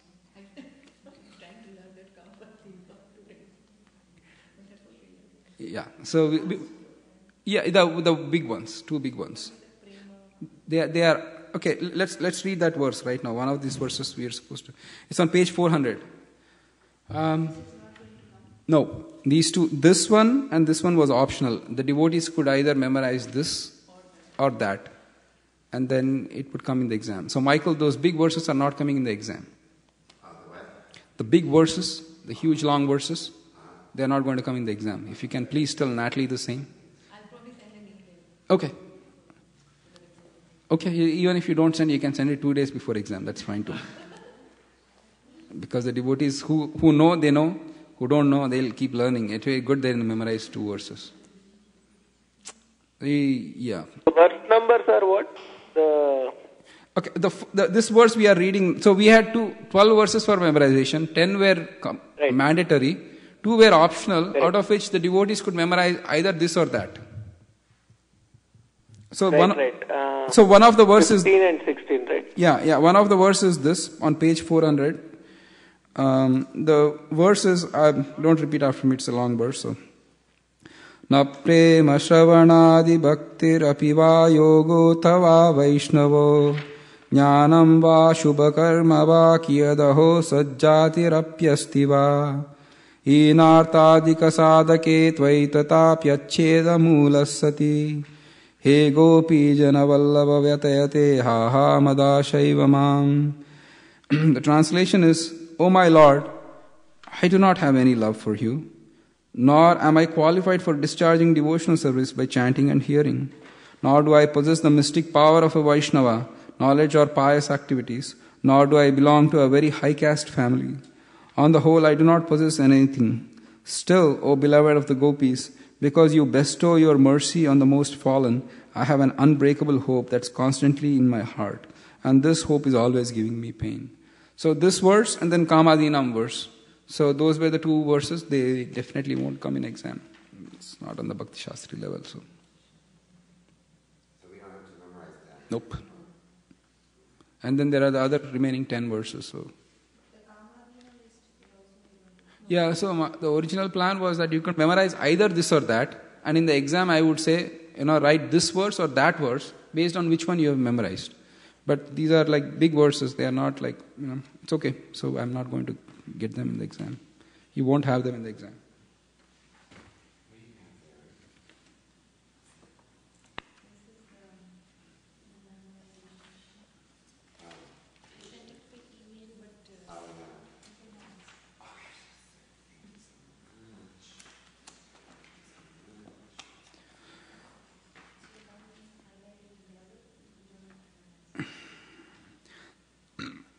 Sorry. So that particular verse is quoted here, Great Hope, Asha Bandha.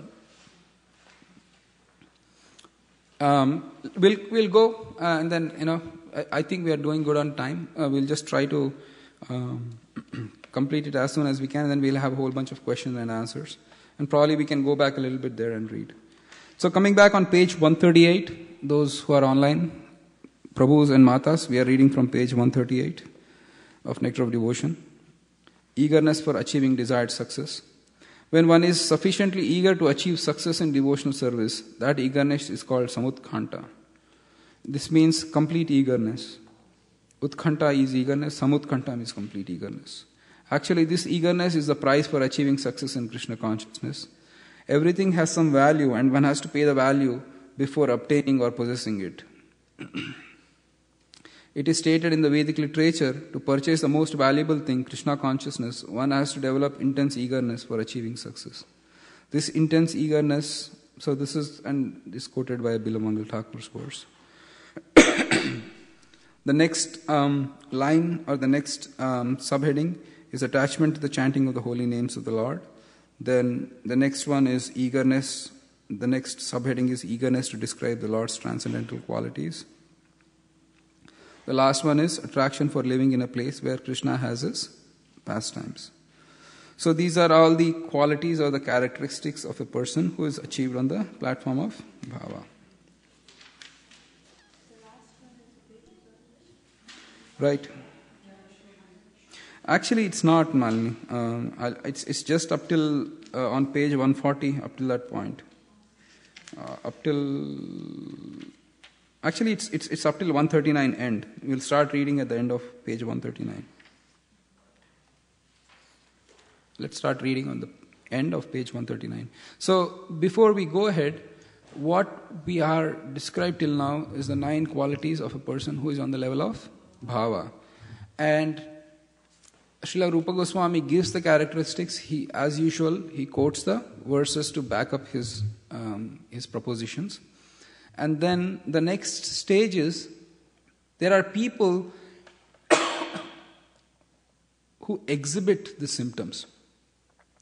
And Srila Rupa Goswami analyzes those symptoms. Are they real? Are they genuine? Are they even bona fide? Or are they just fake? How do we approach those kind of things? Because sometimes we see devotees coming here and crying in front of the deities, or like dancing ecstatically, or sometimes even shivering. In India, people are rolling on the ground and they do all sorts of things. So this will have more critical examination. Rupa Goswami gives a little more critical examination on this. Thank you. I do. I'll let you know. Yeah. Thank you. There are many so-called, reading on page 139, last paragraph. There are many so-called devotees who artificially think of Krishna's pastimes known as Ashtakaliya Leela. Sometimes one may artificially imitate these, pretending that Krishna is talking with them in the form of a boy. Or else one may pretend that Radharani and Krishna both have come to him and are talking with him. Such characteristics are sometimes exhibited by impersonalist class of men, and they may captivate some innocent persons who have no knowledge in the science of devotional service. However, as soon as an experienced devotee sees all of these caricatures, he can immediately evaluate such rascaldom. Please sit, sir.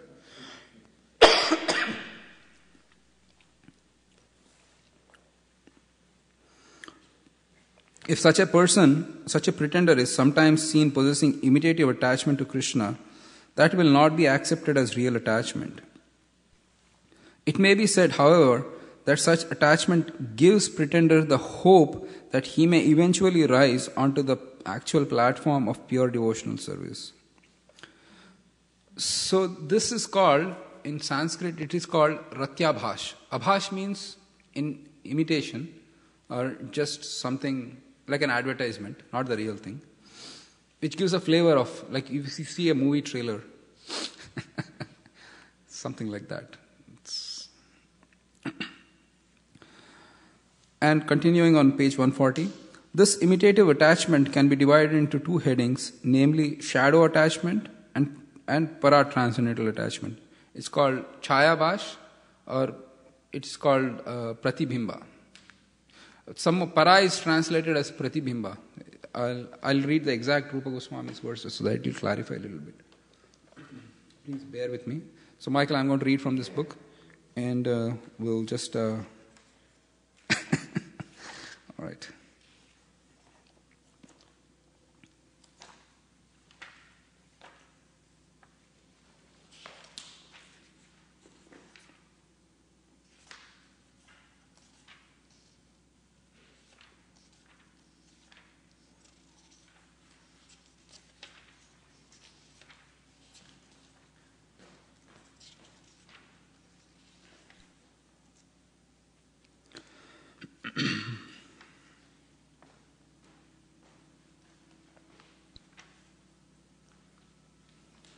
Srila Rupa Goswami writes here, however, it should be said, if the softness of heart, the symptom of rati, becomes clearly visible in persons desiring liberation or in other unqualified persons, it is not real rati. The symptom of a person who is on bhava is that his heart becomes soft. And the primary ray, let's go a little bit back. I'm sorry, I should have read this at the beginning of the class, but let's see what Rupa Goswami defines by the word bhava, and then we can take it from there, because that's something I missed somehow.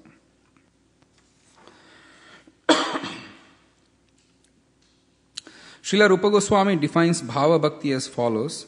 It's also in Chaitanya Charitamrita Madhya 23.5 for those who are interested. No, you have this book? Okay, it's excellent. It's on page 130. 130? Yeah.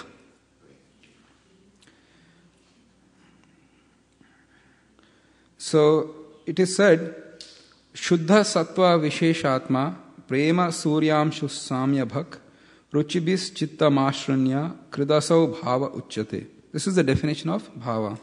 When devotional service is situated on the transcendental platform of pure goodness is Shuddha Sattva, thank you. When the devotional service is situated on the transcendental platform of pure goodness, it's like the ray of sunlight of love for Krishna. At such time, devotional service causes the heart to be softened by various tastes, and then one is situated in bhava or emotion. So, bhava has three qualities. First quality is it's situated on the platform of Shuddha Sattva, pure devotional service. The second thing is the first ray, or there is love of Godhead, but it's like if you see the morning dawn, then you see that there is first ray of sun, yet it's not complete sunlight. And the third thing is the heart becomes soft. Good, I caught that. So Srila Rupa Goswami here, when discussing the imitative love for Krishna, he's talking about if the softness of heart, the symptom of rati, becomes clearly visible in persons desiring liberation, or in other unqualified persons, it's not real rati. So if a person is desiring liberation but still has those symptoms in the heart, or other person unqualified in the sense maybe he's having jnana as motive, or he is having some other motives, then you can see that that's not real bhava. Actually, in the next translation, Srila Rupa Goswami questions, how can rati appear in persons having desires for enjoyment or liberation? Those persons do not perform pure bhakti. Rati is sought out by those liberated from all desires and is not given immediately by Krishna even to the devotees, since it is the most secret. Though this semblance of rati is very astounding to the innocent, those in knowledge understand what really it is by seeing the characteristics. This is called ratyabhash, a semblance. Abhash means a semblance. And then, for example, namabhash, glimpse or a semblance, or something that you can make out that it's something, but you don't know the whole thing. This semblance of rati has two types, which is reflection and chaya. So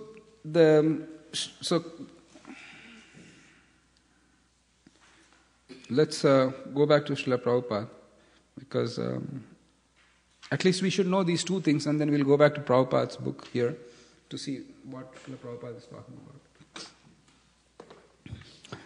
Reading from page 140 on Nectar of Devotion. Sorry, I'm switching books today, but I just wanted to give you the right context. This imitative attachment can be divided into two headings, namely shadow attachment and para transcendental attachment. Here, para or pratibhimba or those are the synonyms for that particular thing. If someone, without undergoing the regulative principles of devotional service or without being guided by a bona fide spiritual master, shows such imitative attachment, this is called shadow attachment. Sometimes it is found that a person actually attached to material enjoyment or salvation has the good fortune to associate with pure devotees while they are engaged in chanting the holy name of the Lord. By good grace of the Lord, one may also cooperate and join in chanting. At that time, simply by the association of such pure devotees, the moon-like rays from the heart reflect on him, and by the influence of pure devotees, he may show some likeness of attachment that is caused by inquisitiveness, but this is flickering. And if by manifestation of such shadow attachment one feels disappearance of all material pangs, then it is called the para attachment or pratibhimba attachment.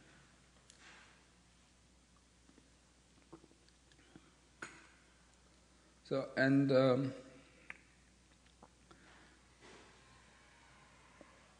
make sense?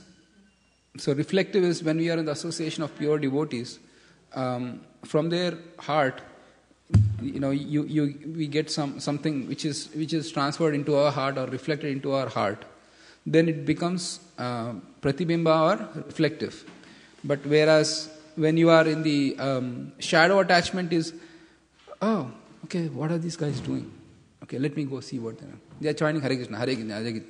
So the point is, even when you are doing like that, then it is more of reflective. It is said that reflective is more intense, but it's less powerful. Because the intensity of that bhava is shining on you, but as soon as that pure devotee leaves, it's gone. Instantaneously, it's like you are back to normal. But whereas the shadow is less intense, but more powerful. In sense like, because you are inquisitive and you serve, there is some element of service in there.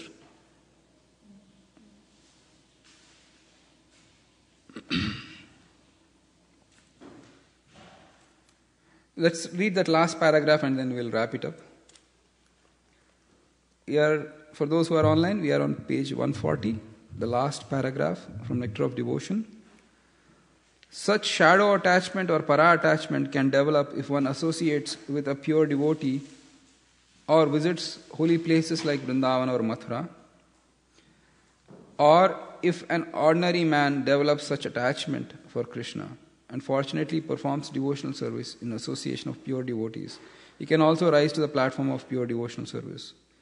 The conclusion is that the transcendental attachment is so powerful that if such attachment is seen manifested even in some common man by association of a pure devotee, it can bring one to perfectional stage.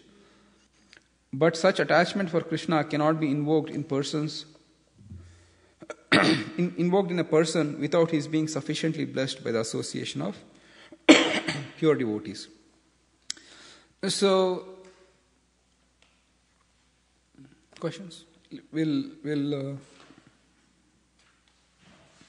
Any questions?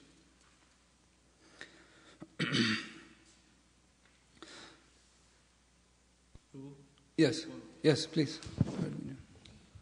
Is there a way to distinguish between the two, real and imitative? Well, real is going to stay, imitative is going to disappear after a certain time. From a bystander point of view? Yeah, from a bystander point of view, you have to give some time. Mainly you have to give some time.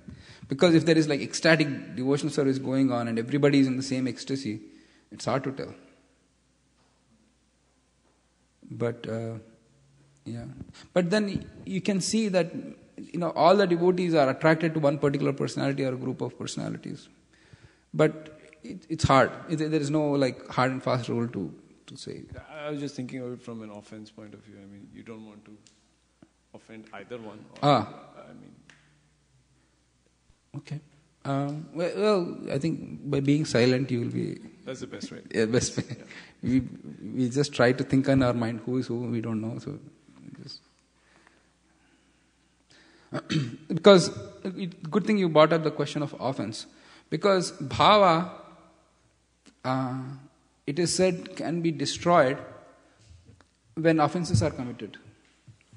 If a person even forget the shadow attachment, but if a person is on the actually stage of bhava, then if he performs a serious offense against a Vaishnava, the bhava is gone. If he has committed intermediate offense, then that bhava becomes bhava bhas, which means ratya bhas. It becomes imitation. And if the offense is minor, then that bhava is diluted. So even on the stage of bhav, it's one should avoid offenses.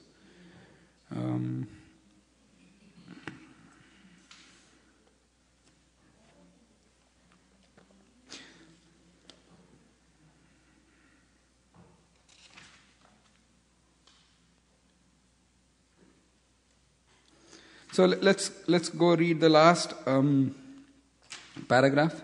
Last two paragraphs on page 142, so we'll round up the chapter.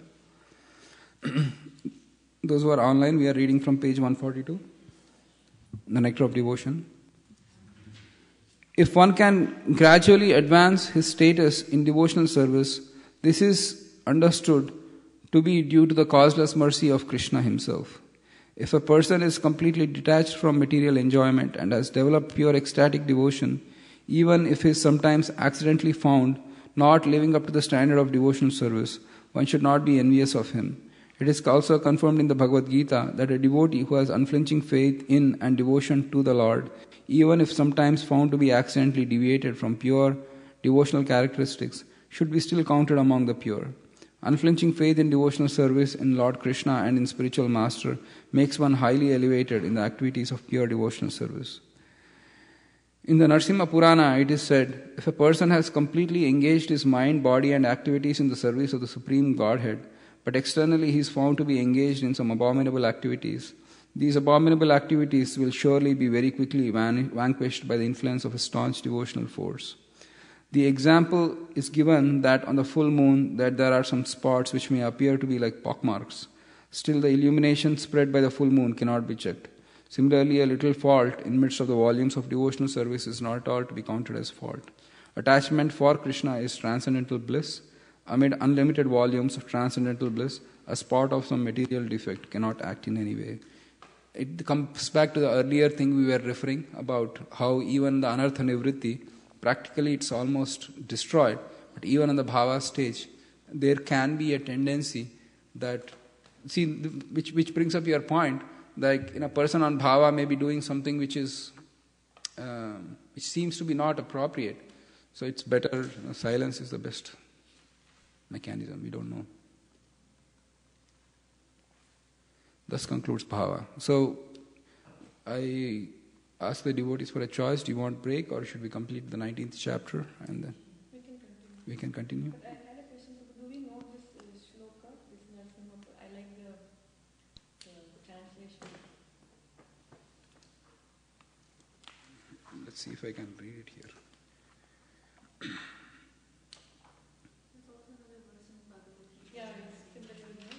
Apichet, right. But Srila Rupa Goswami, specifically from Narasimha Purana. Let's see.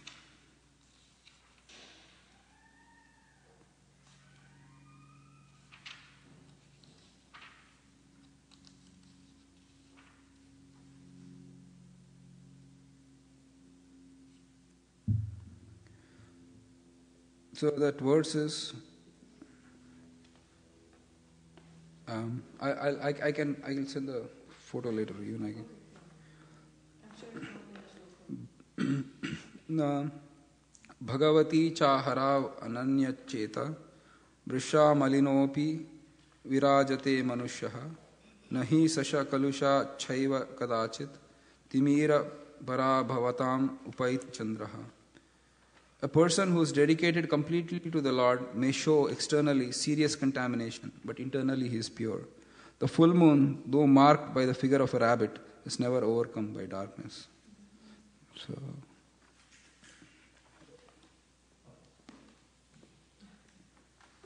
I can send it to you if you want. Okay. Or you can send it to the whole group or whatever it is. Nice.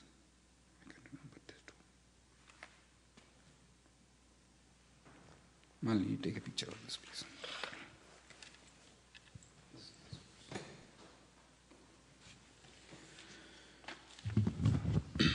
All right. So the last chapter.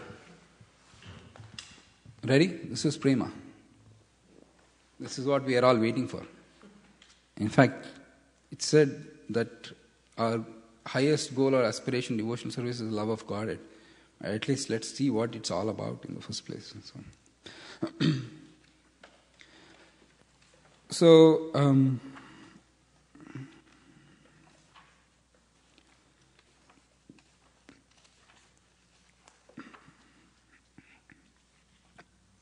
Let's start with what Prema is, or what's the definition of Prema.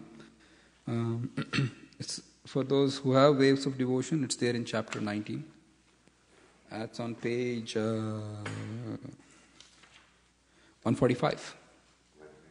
145.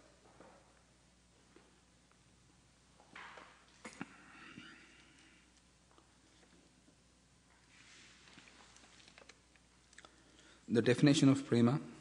For those who are online, we'll just quickly go through this verse, which is there on page 145 on the Waves of Devotion copy. Not the Nectar of Devotion, but the Waves of Devotion copy. And then we'll come back to Srila Prabhupada's Nectar of Devotion and start reading the prema. Samyam ma shnita svanto mamata va ti shayantikaha bhavaha sa eva sanratma budhai prema nigadyate. For those who want to get this, it is there in Chaitanya Charitamrita, Madhya, 23rd chapter and 7th verse. The definition of prema. When that bhava softens the heart completely, becomes endowed with a great feeling of possessiveness in relation to the Lord, and becomes very much condensed and intensified, it is called prema, love of Godhead, by the learned scholars. So there are three qualities here we discuss of prema. The first quality is it completely softens the heart. And the difference between bhava and prema is one stark difference. In bhava the heart softens, but in prema it completely softens. The heart becomes much more softer. The second quality, or the quality that is not there in bhava but is there in prema, is that there is possessiveness of Krishna. You feel Krishna is mine, and he is mine. And that bhava, the joy which is obtained from bhava, it becomes super condensed. The 6 qualities of devotional service when we started, the last 2 qualities were Sandrananda Visheshatma and Sri Krishna Karshini. And those were 2 qualities which are found in Prema. So that the qualities of Prema is that the happiness is super condensed and heart becomes completely softened. There is a feeling that Krishna is mine. Mother Yashoda had this feeling, Krishna is my son. Or Radharani thought he is my lover.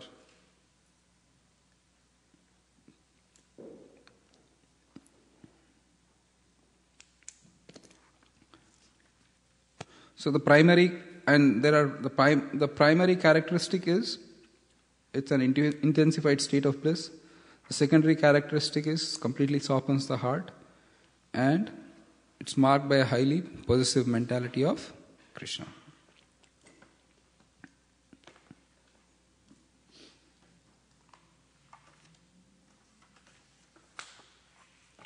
Let's start reading a little bit about devotional service and pure love of Godhead.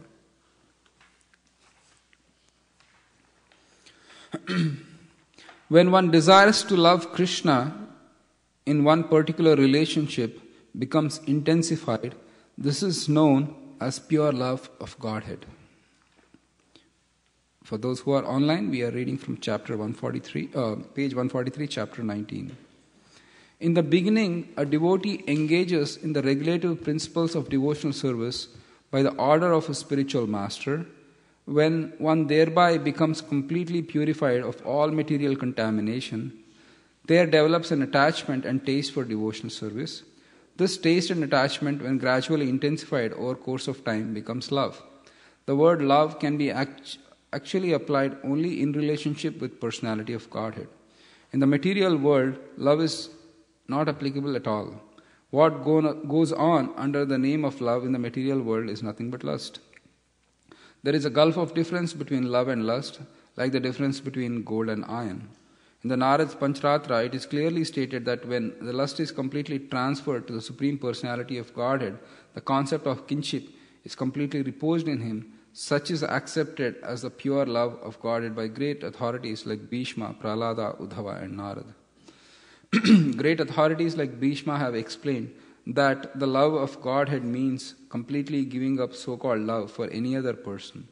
According to Bhishma, love means reposing one's affection completely upon one person, withdrawing all affinities for any other person. This pure love can be transferred to the Supreme Personality of God under 2 conditions. out of ecstasy and out of causeless mercy of the Supreme Lord Himself.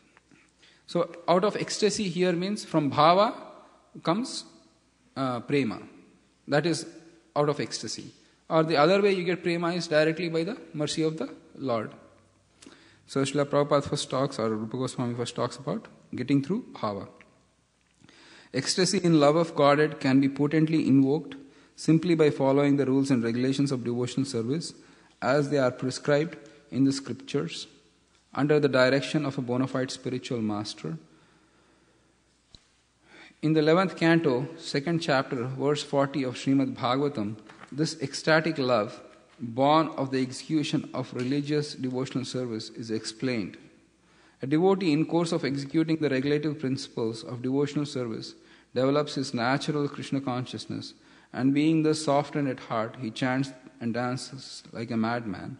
While performing chanting of the holy name of the Lord, he sometimes cries, sometimes talks wildly, sometimes sings, and sometimes, without caring for any outsider, dances like madman. In the Padma Purana, there is a statement about the ecstatic love born of spontaneous affection. Chandrakanti, a celebrated fair-faced girl, rigidly observed celibacy in order to obtain Krishna as her husband. She always engaged herself in meditating on the transcendental form of the Lord and always chanted the glories of the Lord. She did not desire to accept anyone else as her husband. She had firmly decided that only Krishna would be her husband. So, here, again, this is prema, and then prema has two subdivisions. One is coming from bhava, and other is coming from Lord's extraordinary mercy. From bhava, the prema can come from vaidhi or can come from raganuga. So, vaidhi can lead to bhava to prema, raganuga can lead to bhava to prema. So, in this verse, the first indication, let's look up that verse. I don't know if people got it, but 11 to 40. So, pretty nice verse. We can do it again.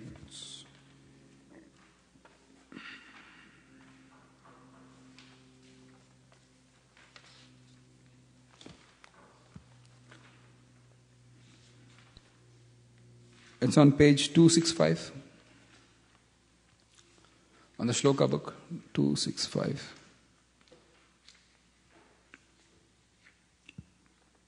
Please repeat after me. Evam vratasva priyanama kirtya jata anurago drita chitta uchchai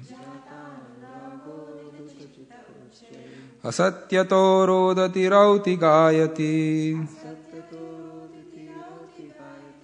unmadavan nrityati lokabahyaha. By chanting the holy name of the Supreme Lord, one comes to the stage of love of Godhead.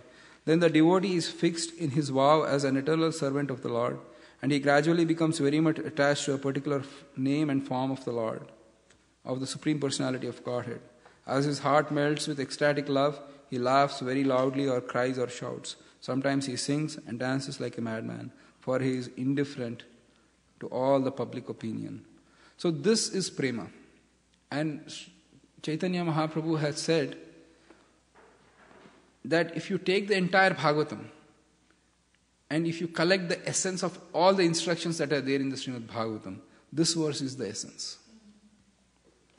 And this verse is quoted by Rupa Goswami to give proof that through Vaidhi Bhakti one can attain Prema.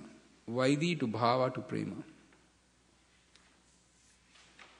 Actually, in some cases, through Vaidhi one can directly attain Prema. No, I don't think so. No. Usually it goes through Bhava. But that's a good point. The second point is that when one gets Prema through Raganuga, and then that the mention is made of Chandrakanti Mataji in this particular book.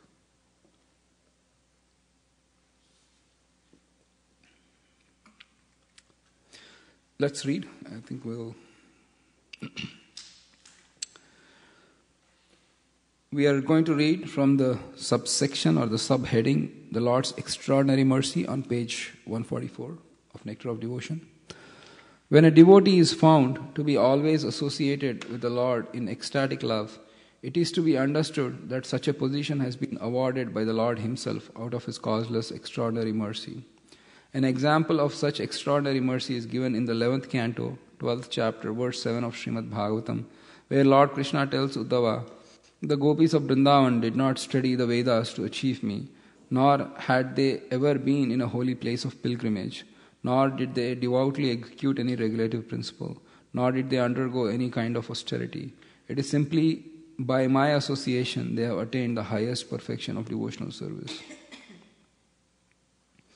From the example of Chandrakanti as found in Padma Puran and from the example of the gopis as found in Srimad Bhagavatam, it appears that a devotee who always thinks of Krishna and who always chants his glories in ecstatic love, regardless of his condition, will attain the highest perfection of unalloyed devotional service, devotional love, due to Lord Krishna's extraordinary mercy. So this whole section is dwelling on how prema can be obtained through the mercy of the Lord.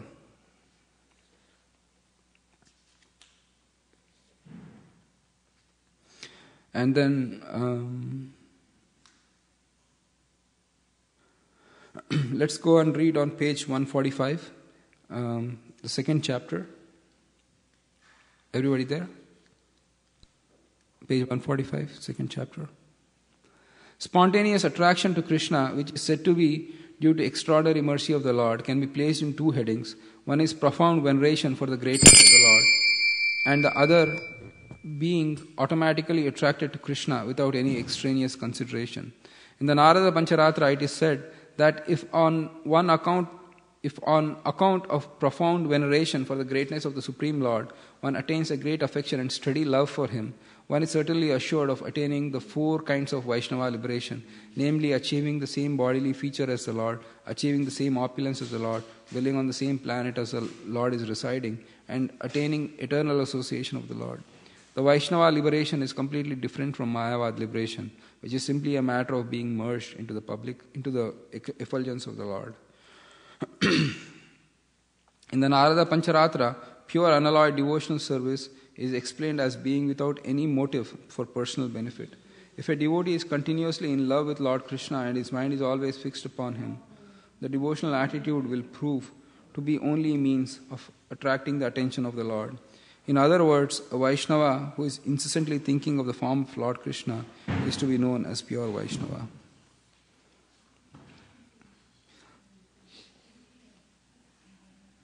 So here we see that you can have love of Krishna either in the form of veneration or just pure love. With Krishna, I love Krishna as His. I don't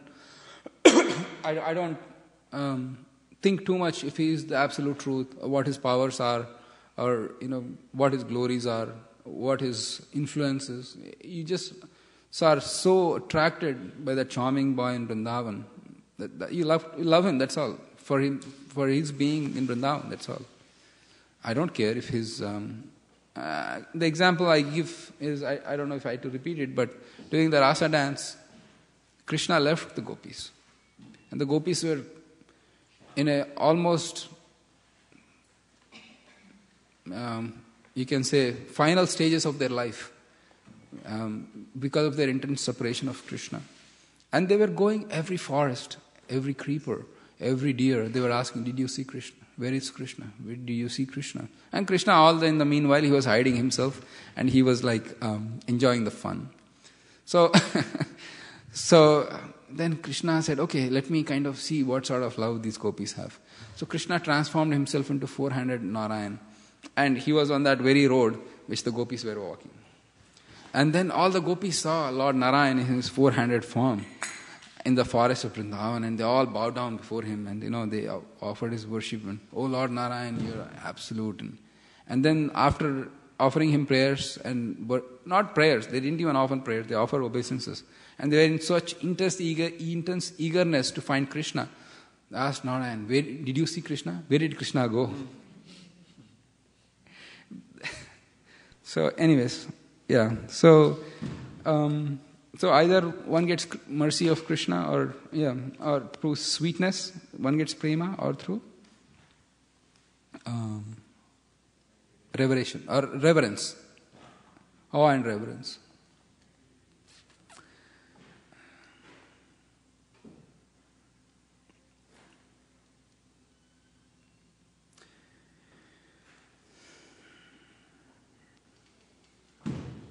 Let's read the last one page and then we can take the questions.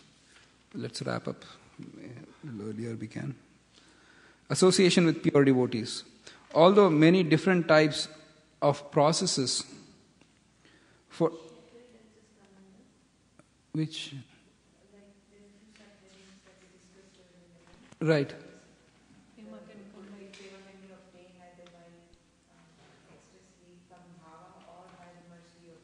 This is mercy of the Lord. It's the same heading.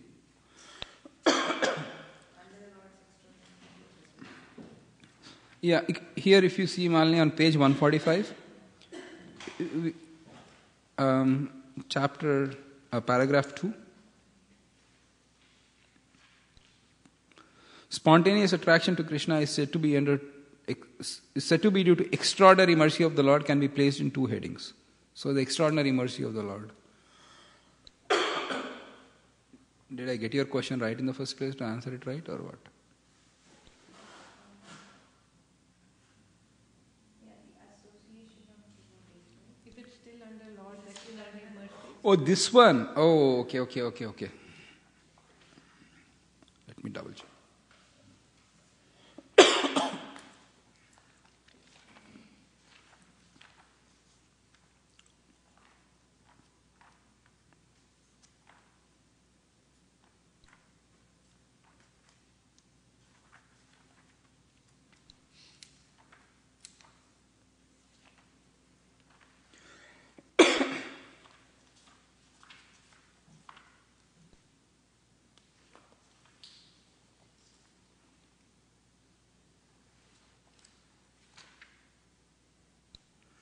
Actually, if that's okay, I can read all the verses from Bhakti Rasamrita Sindhu. This is there are not many verses. Let's see. Prema arising from Bhava is explained. Prema arising from Bhava based on Raganuga sadhana. Okay, that's good. We covered that. And then Prema arising from Lord's mercy. Prema arising from Lord's mercy has two types, that endowed with knowledge of Lord's powers and that endowed with Lord's sweetness. Then we have... It's a good point you raised, Malini. Let me look it up.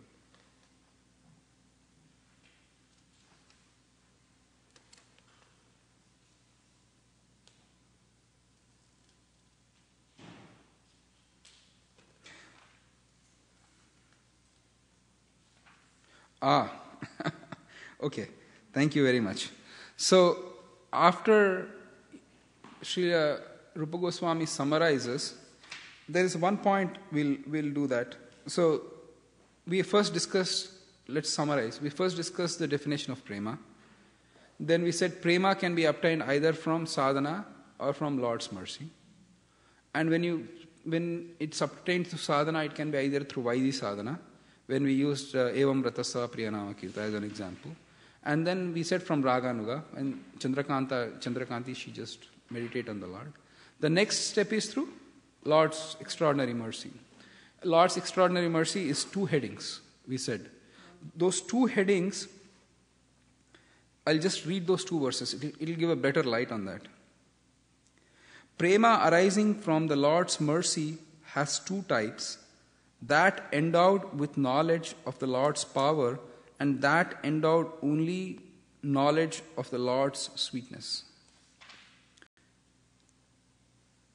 Prema endowed with the knowledge of the power of the Lord arising from Lord's mercy is described in the Pancharatra. So this is the place where it is for the Lord's power.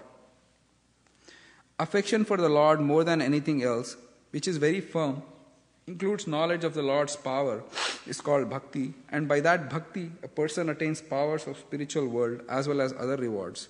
There is no other way of obtaining such things. So this particular prema obtaining by knowing Lord's power and obtaining spiritual benefits, Srila Prabhupada translates it as 4 kinds of liberation. We just read that there are 4 kinds of liberation, and the Mayavad liberation is different from Vaishnava liberation. So when you worship the Lord, or the prema is there with awe and reverence of the Lord, then one gets spiritual benefits. Prema with knowledge of the Lord's sweetness arising from Lord's mercy is described as follows in the Pancharatra. That bhakti inundated with prema, with continuous spontaneous desires to please the Lord, free of desires for other results, even desire to see the results of His powers, brings even Vishnu under the control. So when we have this prema where that is impelled by Lord's sweetness, then if you see that prema is only there to satisfy Krishna, that's it. I do not want to see His powers. Alluding to Gopi's example, he was Narayan. All they could have asked him, please show me your Vishwarup, or please show me how you created this world. He showed it to Mother Yashoda. He was eating dirt, and then Mother Yashoda said, open your mouth. And he opened his mouth. He could see the entire universe in that mouth, and all the planetary systems, everything in that mouth, where he showed his opulence. But they could have said the same thing. Oh, Narayanji, please show me. They didn't even care. Where is Krishna? That is impelled by that sweetness. So, Srila Rupa Goswami writes, those who have practiced Vaidhi Bhakti and then get the great mercy of the Lord, attain prema with knowledge of Lord's power. Those who have practiced Raganuga Bhakti and then get the great mercy of the Lord usually attain prema with knowledge of Lord's sweetness. So if there are some sampradayas where there is so strict emphasis on vidhi and regulations, and usually their tendency will be for liberation, and they want like that. And once you get the mercy of the Lord, even in prema, you want liberation.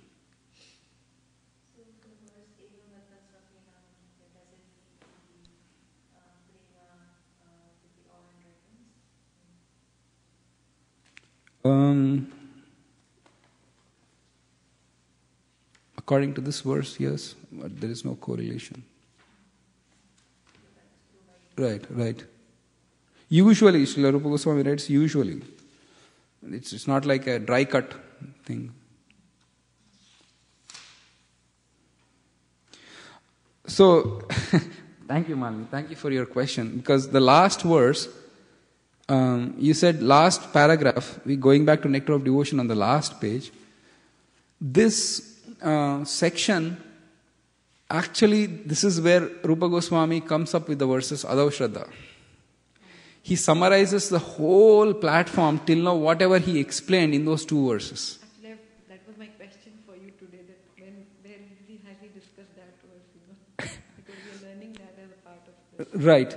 So, the last section, Sri Rupa Goswami, he completes his whole writings thus far, and he condenses it into 2 verses.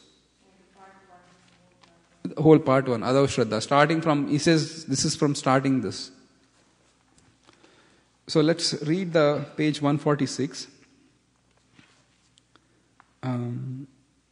Nectar of Devotion, page 146, Association with Pure Devotees. Although many different processes for developing love of Godhead have been explained so far, Srila Rupa Goswami now gives a general description of how one can best achieve such a high position. The beginning of ecstatic love of Godhead is basically faith. There are many societies and associations of pure devotees, and if someone with just a little faith begins to associate with such devotees, his advancement to pure devotional service is rapid. The influence of a pure devotee is such that if someone comes to associate with him with a little faith, one gets a chance of hearing about the Lord from authoritative scriptures like Bhagavad Gita and Srimad Bhagavatam. Thus, by the mercy of the Lord, who is situated in everyone's heart, one gradually develops his faith in the descriptions of such authoritative scriptures. This is the first stage of association with pure devotees. In the second stage, after one becomes a little advanced and mature, he automatically offers to follow the principles of devotional service under the guidance of a pure devotee and accepts him as his spiritual master. In the next stage, under the guidance of spiritual master, the devotee executes regulative devotional service, and as a result of such activities, he becomes freed from all unwanted occupations. When he is freed from unwanted occupations, his faith becomes steadily fixed, and he develops transcendental taste for devotional service, then attachment, then ecstasies, and in the last stage, there is pure love of Godhead. These are the different stages of development of pure love. Only the most fortunate persons can achieve such success in life. Those who are simply academic students of the Vedic scriptures cannot appreciate how such development takes place. In the Narada Pancharatra, Lord Shiva tells Parvati, "My dear Supreme Goddess, you may know from me that any person who has developed the ecstasy of love for the Supreme Personality of Godhead and who is always merged in transcendental bliss on account of this love cannot even perceive the material distress or happiness coming from the body and the mind. The affections and the dealings of love that are different branches of the original tree of love precede many varieties of affections and manifestations that will not be discussed here. These different manifestations have been described by Sanatana Goswami in his Bhagavatamrita. Although the subject of such affection and dealings of love is very confidential, Sanatana Goswami has described them very explicitly. Sri Rupa Goswami thus concludes the first division of Bhakti Rasamrita Sindhu, offering up his treatise for the transcendental pleasure of Sanatana Goswami, who has established the transcendental beauty, and of Gopal Bhatta Goswami, Sri Raghunath Bhatta Goswami, and Raghunath Das Goswami. It appears from this statement that the great Srila Jiva Goswami was not yet active when Bhakti Rasamrita Sindhu was written. Thus ends the Bhaktivedanta summary study of the first division of the Bhakti Rasamrita Sindhu up to the description of the ecstatic love of Godhead, which are to follow next. We completed this on Vaikunta Ekadashi on January 11th, 2014.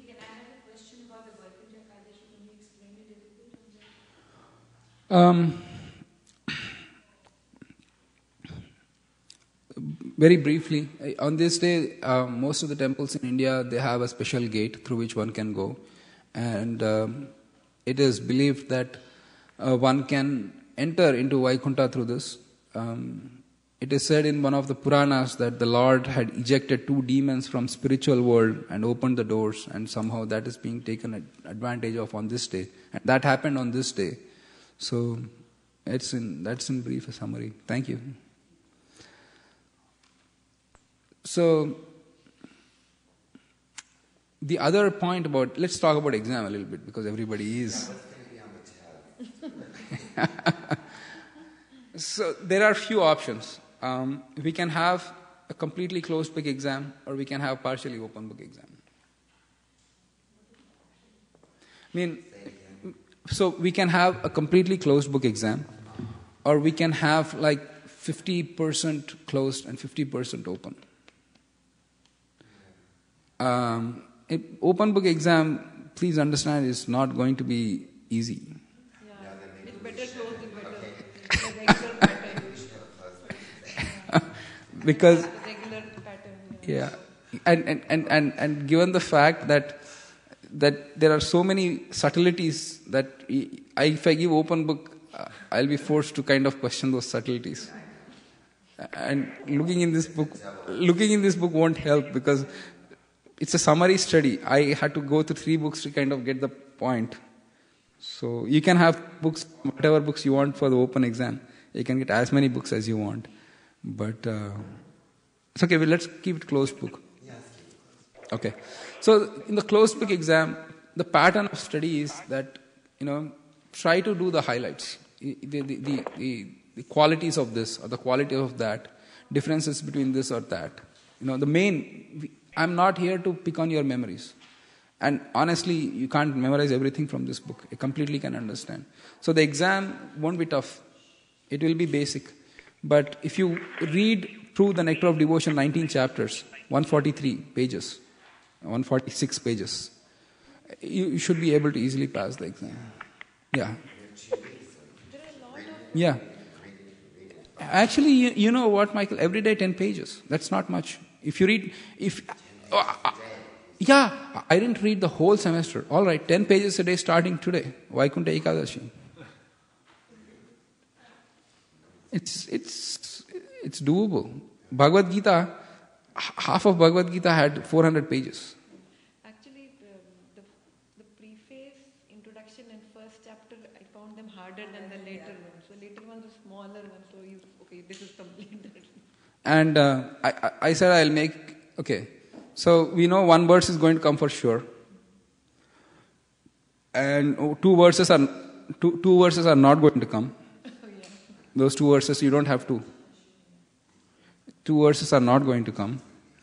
We'll have 3 or 4 verses for memorization. It depends. 3 to 5. Give me that limit right there.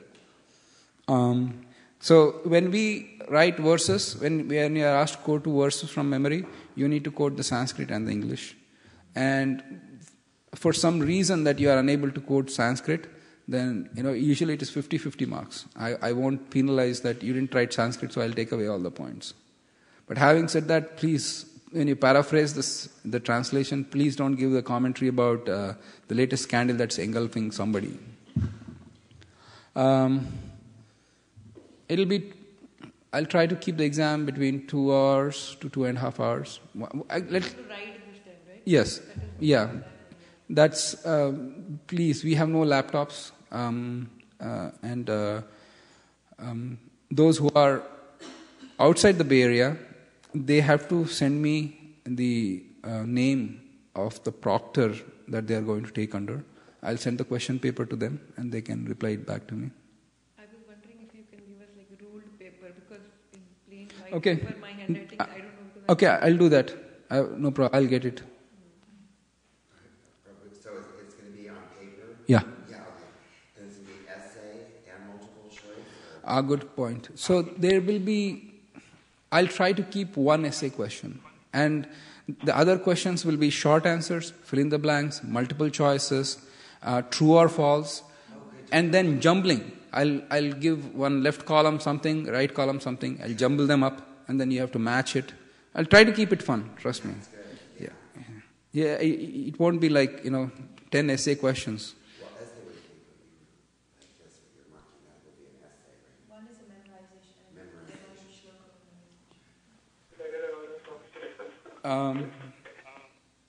So many of the chapters,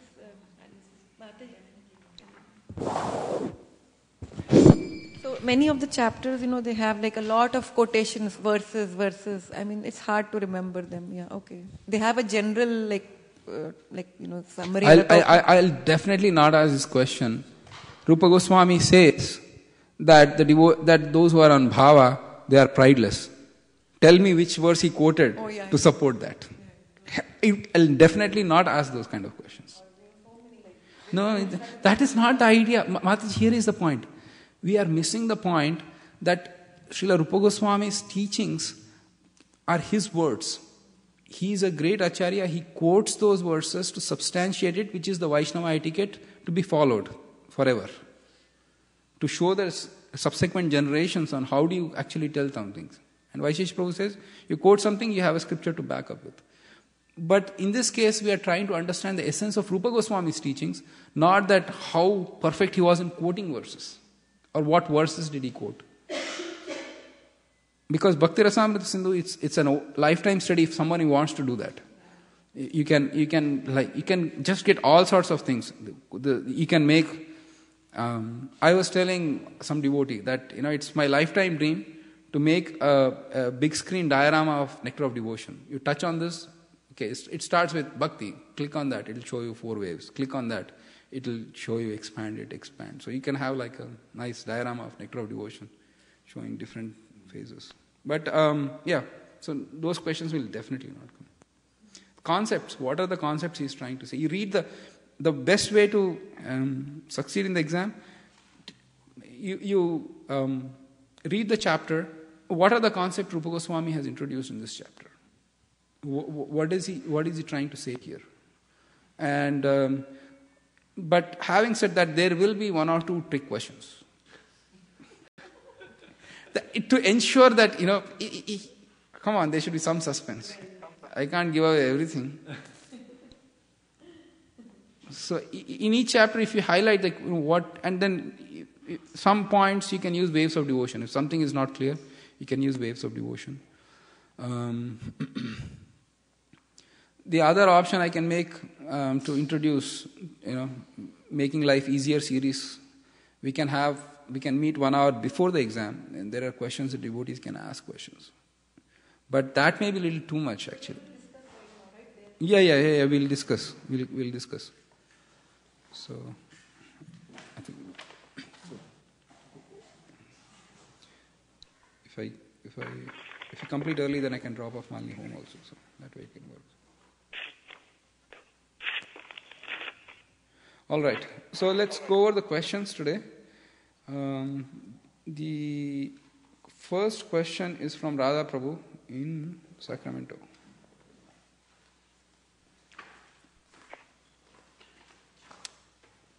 Few sentences on second para are confusing, and this is on chapter 17, page 131.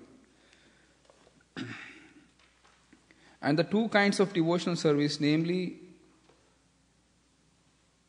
through regulative principles and through spontaneous love, were discussed. Within the stage of regulative principles of devotional service, there are two divisions, namely executive and effective. The effective portion is called Bhava. Question 1. Does 3 and 3 indicate Bhava is a subset of regulative devotional service, Sadhana Bhakti? My understanding is that Sadhana Bhakti leads to Bhava. So you got the question? I think we discussed a little bit about that.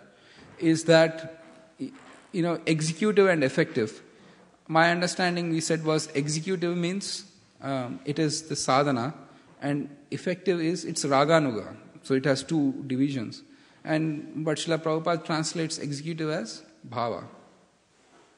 So my understanding, Radha Prabhu, is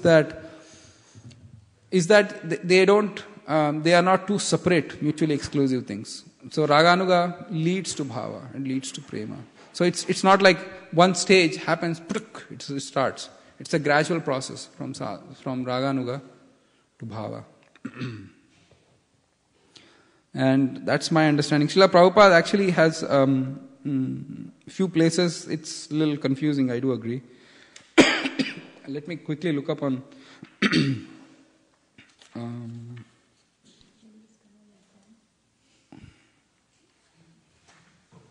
could be one of the trick questions. No, it won't. Because you have to memorize. Mostly no. I don't want to line under the DDs. Okay. Did you feel there's going to be trick questions? Let me put it this way, Michael. Those who want to get like 99 out of 100, then few trick questions are added. Otherwise, everybody will get 80s. Everybody will get 80s. So, passing mark is 65. Please, people.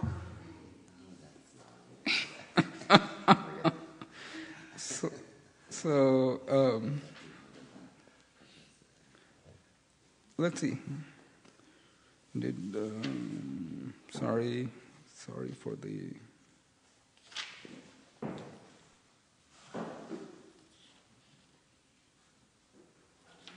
Oh, we are in the stage of Bhava. Okay, Bhava.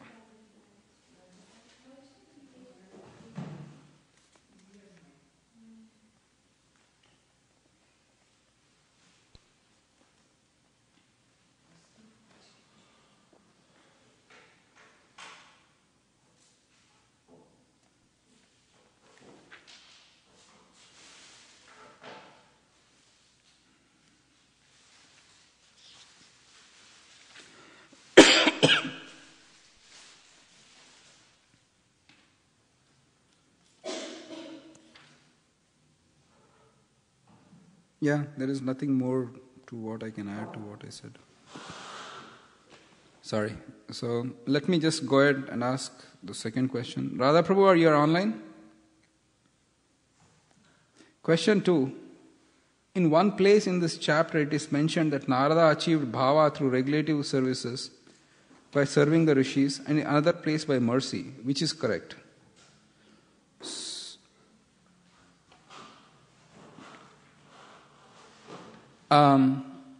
Where did he say that in this chapter? Huh?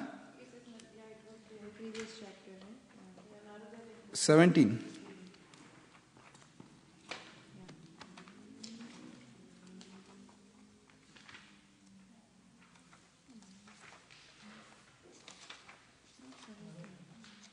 In the 17, we see in that Narada obtained bhava through serving the rishis. That we read.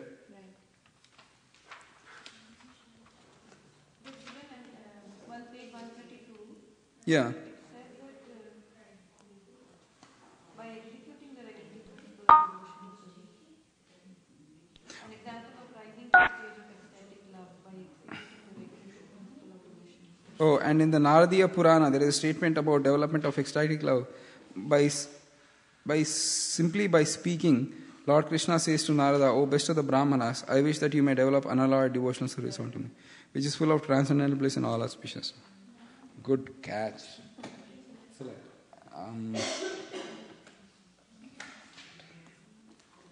Nice. Huh? In page 133, Malini, in the end, in the Naradiya Purana.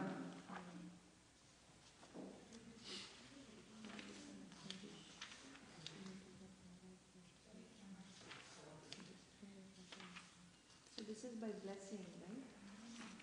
Krishna is giving a blessing to Narada. Yeah.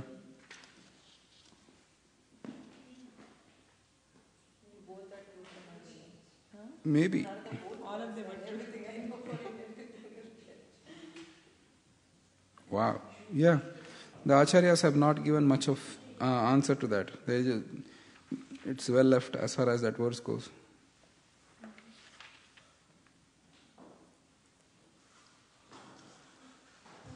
Good question, Radha Prabhu. I don't have an answer right now because even I think it's both. Wow. Narada is doubly empowered. And there is some comment for you. And since you are here, Malini, you can say that. Radha Prabhu says, okay, she's gone. On the lighter side, I hope you don't dump this onto Malini ji as you dump other chores. I mean, if these questions come, I don't dump on you to answer these questions like I dump on you other chores. He wrote, I didn't write it. No, I didn't, Radha Prabhu, so rest assured. Vittal, your questions are next.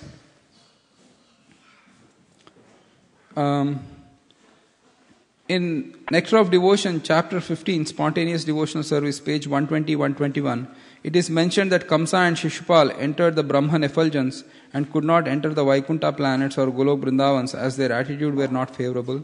How do we understand the presence of these demons, Bakasura, Trinavarta, Pralambasura, who entered Vrindavan with an attitude to hurt Krishna? These pastimes are eternally going on in Vrindavan, aren't they? The answer, you got the question? Michael, you got the question? No. Okay. So, thing is, we discussed earlier that the demons who were killed by Krishna, they attained Vrindavan, right? They attained Brahman platform. And they couldn't go to Golok Vrindavan or to the planet of Krishna. They can? They can't. Oh. They can't. So, then Vittal asks, how is it that they are coming into... In Vrindavan we hear how demons come and attack and kill Krishna. Or try to attack and kill Krishna. We hear the stories, right? How Trinavarta comes into Vrindavan. And how Shaktasura and other demons come in Vrindavan. Is it that they are coming into the Vrindavan of the material world? Exactly. So there is Golok Vrindavan and Gokul Vrindavan or Bhauma Vrindavan. In Golok Vrindavan there are no demons, But in Bhava Vrindavan, the demons come and try to attack Krishna. And, Okay, Prabhu. Thank you. and that is the reason why the devotees, when they come to Bhava Vrindavan, they experience the emotions much more acutely than in Golok Vrindavan. Because they see demons killing Krishna. Mother Yashoda's love, when Krishna is jumping into Kaliya's leg, she faints. So that's the answer, Vittal. Does it help? Sure. Thank you. Your second question was, in chapter on evidence regarding devotional principles on page 61, it is mentioned that Lord Buddha appeared in order to bewilder the atheistic class of men. But later in the same paragraph, in page 62, it is said, also for the atheists, Lord Buddha preached atheism so that they would follow him and thus be tricked into devotional service to Lord Buddha or Krishna. So these two statements I'm not able to reconcile. Wonderful point, because the way you can see it is, for example, there is an undercover policeman. He goes and he has to capture a gang of thieves. So he becomes like a thief himself, and he goes inside and he starts glorifying robbery. But the purpose is to actually, bring them to justice. So similarly, Lord Buddha, he preached atheism. The way he preached atheism is by rejecting the authorities of Vedas. He didn't directly say there is no God. He said, you are killing the animals in the name of Vedas. I don't believe in Vedas. That way he preached atheism. Does that help a little bit, Vittal? Yeah, but I was thinking, in the first part it is said that he wants to bewilder the atheist. I thought the idea is to actually fan their atheism, because they are actually, this material world is to actually designed for people who want to forget Krishna, right? So I thought that is to actually prep them up into that. But in the second part he says, even to such people he is kind of, still merciful and wants, and he tricks them into actually taking his shelter. Right? Yeah, because if they took shelter of Buddha, then at least they followed Vishnu in one way or other. I don't believe in God, but let me follow this man. That man is none other than the Supreme Lord himself, coming in the form of Buddha. So he tricked them into accepting his teachings. Yes, Prabhu. Thank you. Thank you. So the last set of questions is by Raseshwari Mataji. And this is... I wanted to clarify the difference between 4 kinds of effects due to sinful activities, and this is related to chapter 1, all the way. Page 6. Due to sinful activities, it's on page 6 for those. Thank you, Mataji. Specifically the last 2. The 4 kinds are effect that's not yet fructified, that is a desire in the heart, the effect lying in the heart, the effect that's almost already mature, and the effect which is almost mature. Can you please explain with an example? A chronic disease is a mature effect. What is almost mature? Just at the start of the disease? Thank you very much. So the 4 kinds are Bijam, Kutam, Prarabdha and Prarabdha. Prarabdha, it is said, are that are going to be manifest in this life, no matter what. That is mature one. When you say mature, because here we are defining in relation to time. In relation to time, in this life there are certain set of mature sinful activities or prarabdha karma that one is going to experience. And aprarabdha means it is almost to be matured, and the Acharya say it's going to happen in next life, immediately in next life. And the Kutam is the tendency, or the Bijam is the tendency to commit sin, and Kutam is almost like the plant that is breaking out of the... The example here you can give is, when you put a seed in the ground, you don't see the effect of the seed. and when it is just breaking it, the surface, then you see the seed. Then the mature is when the tree has grown, and or almost mature is tree has grown, and prarabdha is you are eating the fruits, good or bad. So how do you,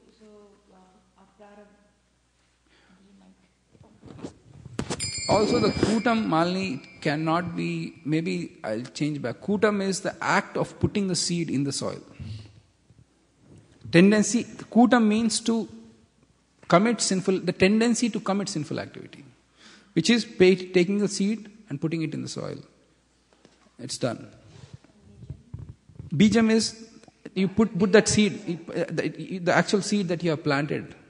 Means the sinful activity produces two effects. One is that you have the tendency to commit more sinful activities. So when you do sinful activity, that is from kutam, and then when you do the sinful activity, it is bijam, means you planted the seed, you are going to eat the fruits, no matter what.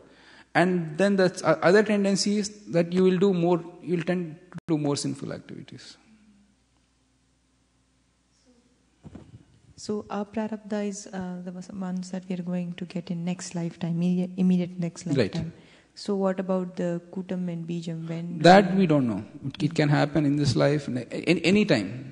So because the karma is so interlinked, each life you go on, you will know from which point to which point you don't know.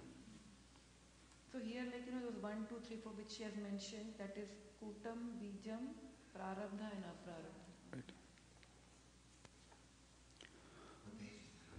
6.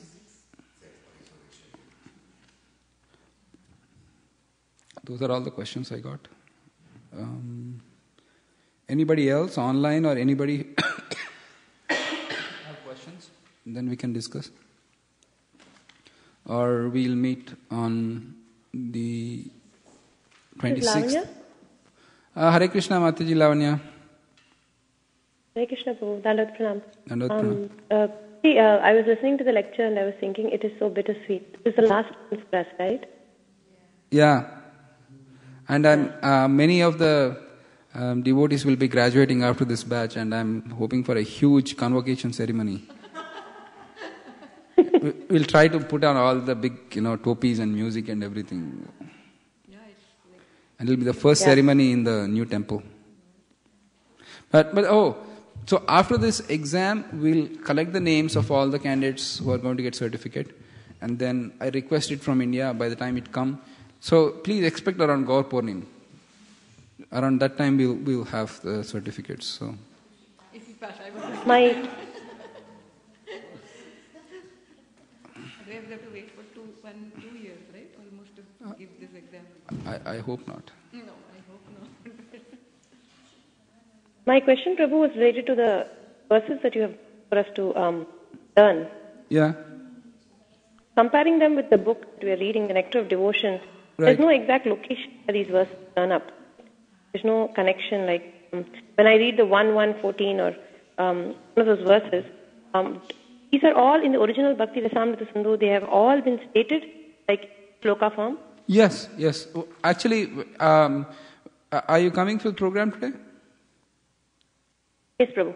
Okay, I'll bring the original Bhakti Rasamrita Sindhu, and then I'll show you the verses. Oh, thank you. Then that's. But we can relate, right? What was her question? The verses. No, my question was basically that some of these, Kamadinam Katina Katita, this one comes after your last verse, Adav Shraddha. So I was wondering where that came from. Where did that come from? Which chapter? She's saying that yeah. Where in Bhakti Rasamrita Sindhu? Yes. Okay. So, Bhakti Rasamrita Sindhu, the first, the way Srila Rupa Goswami has divided is that the first part, like Srimad Bhagavatam canto, right? How do we refer to the verse in Srimad Bhagavatam? First the canto, the chapter, and then the verse number. So, same thing here also. It is the direction, and which wave, and which verse number. So, for example, Adav Shraddha, we discussed in the end, right? Shamalangamati, which is the verse number? 1, 4, 15? 4, 15, 16. Right. So, in the fourth wave, of the eastern direction, the 15th and the 16th verse is Adhav Shraddha. The fourth is the Prema Bhakti. Yeah. Does that answer, Lavanya Mataji? I can show you more, when you come for the program, but does that a little bit answer your question? No, I get it. No, I understood what you're trying to tell me, Prabhuji. Thank you so much. Yeah, that's what I wanted to know. Okay. How to track the sloka. Oh, okay, excellent. Thank you. Okay. Anything else? All right. This will be the last class. So I want to take a couple of minutes. Please bear with me. We are done. Mataji has to leave too. So I'm eternally grateful to my spiritual master, both my instructing and initiating spiritual masters, and to His Divine Grace A.C. Bhaktivedanta Swami Srila Prabhupada, under whose mercy we are all like maintaining our spiritual lives. And I'm grateful that you gave me this opportunity that I can serve you all by coordinating this particular activity of Bhakti Sastri. And I humbly beg for your forgiveness in case I committed any offenses. And I thank you very much for tolerating me. Hare Krishna. Bhakti Rasam Sindhu ki jai. Srila Rupa Goswami ki jai. Srila Prabhupada ki jai. I would like to thank Shamalangi Mataji for being the administrator. She sent out the emails, and I didn't even ask her. I was about to tell her, Mataji, we should send out an email to remind of class, and it was there. So that was a super excellent example of keeping track. And thank you, Mataji, Shamalangi Mataji.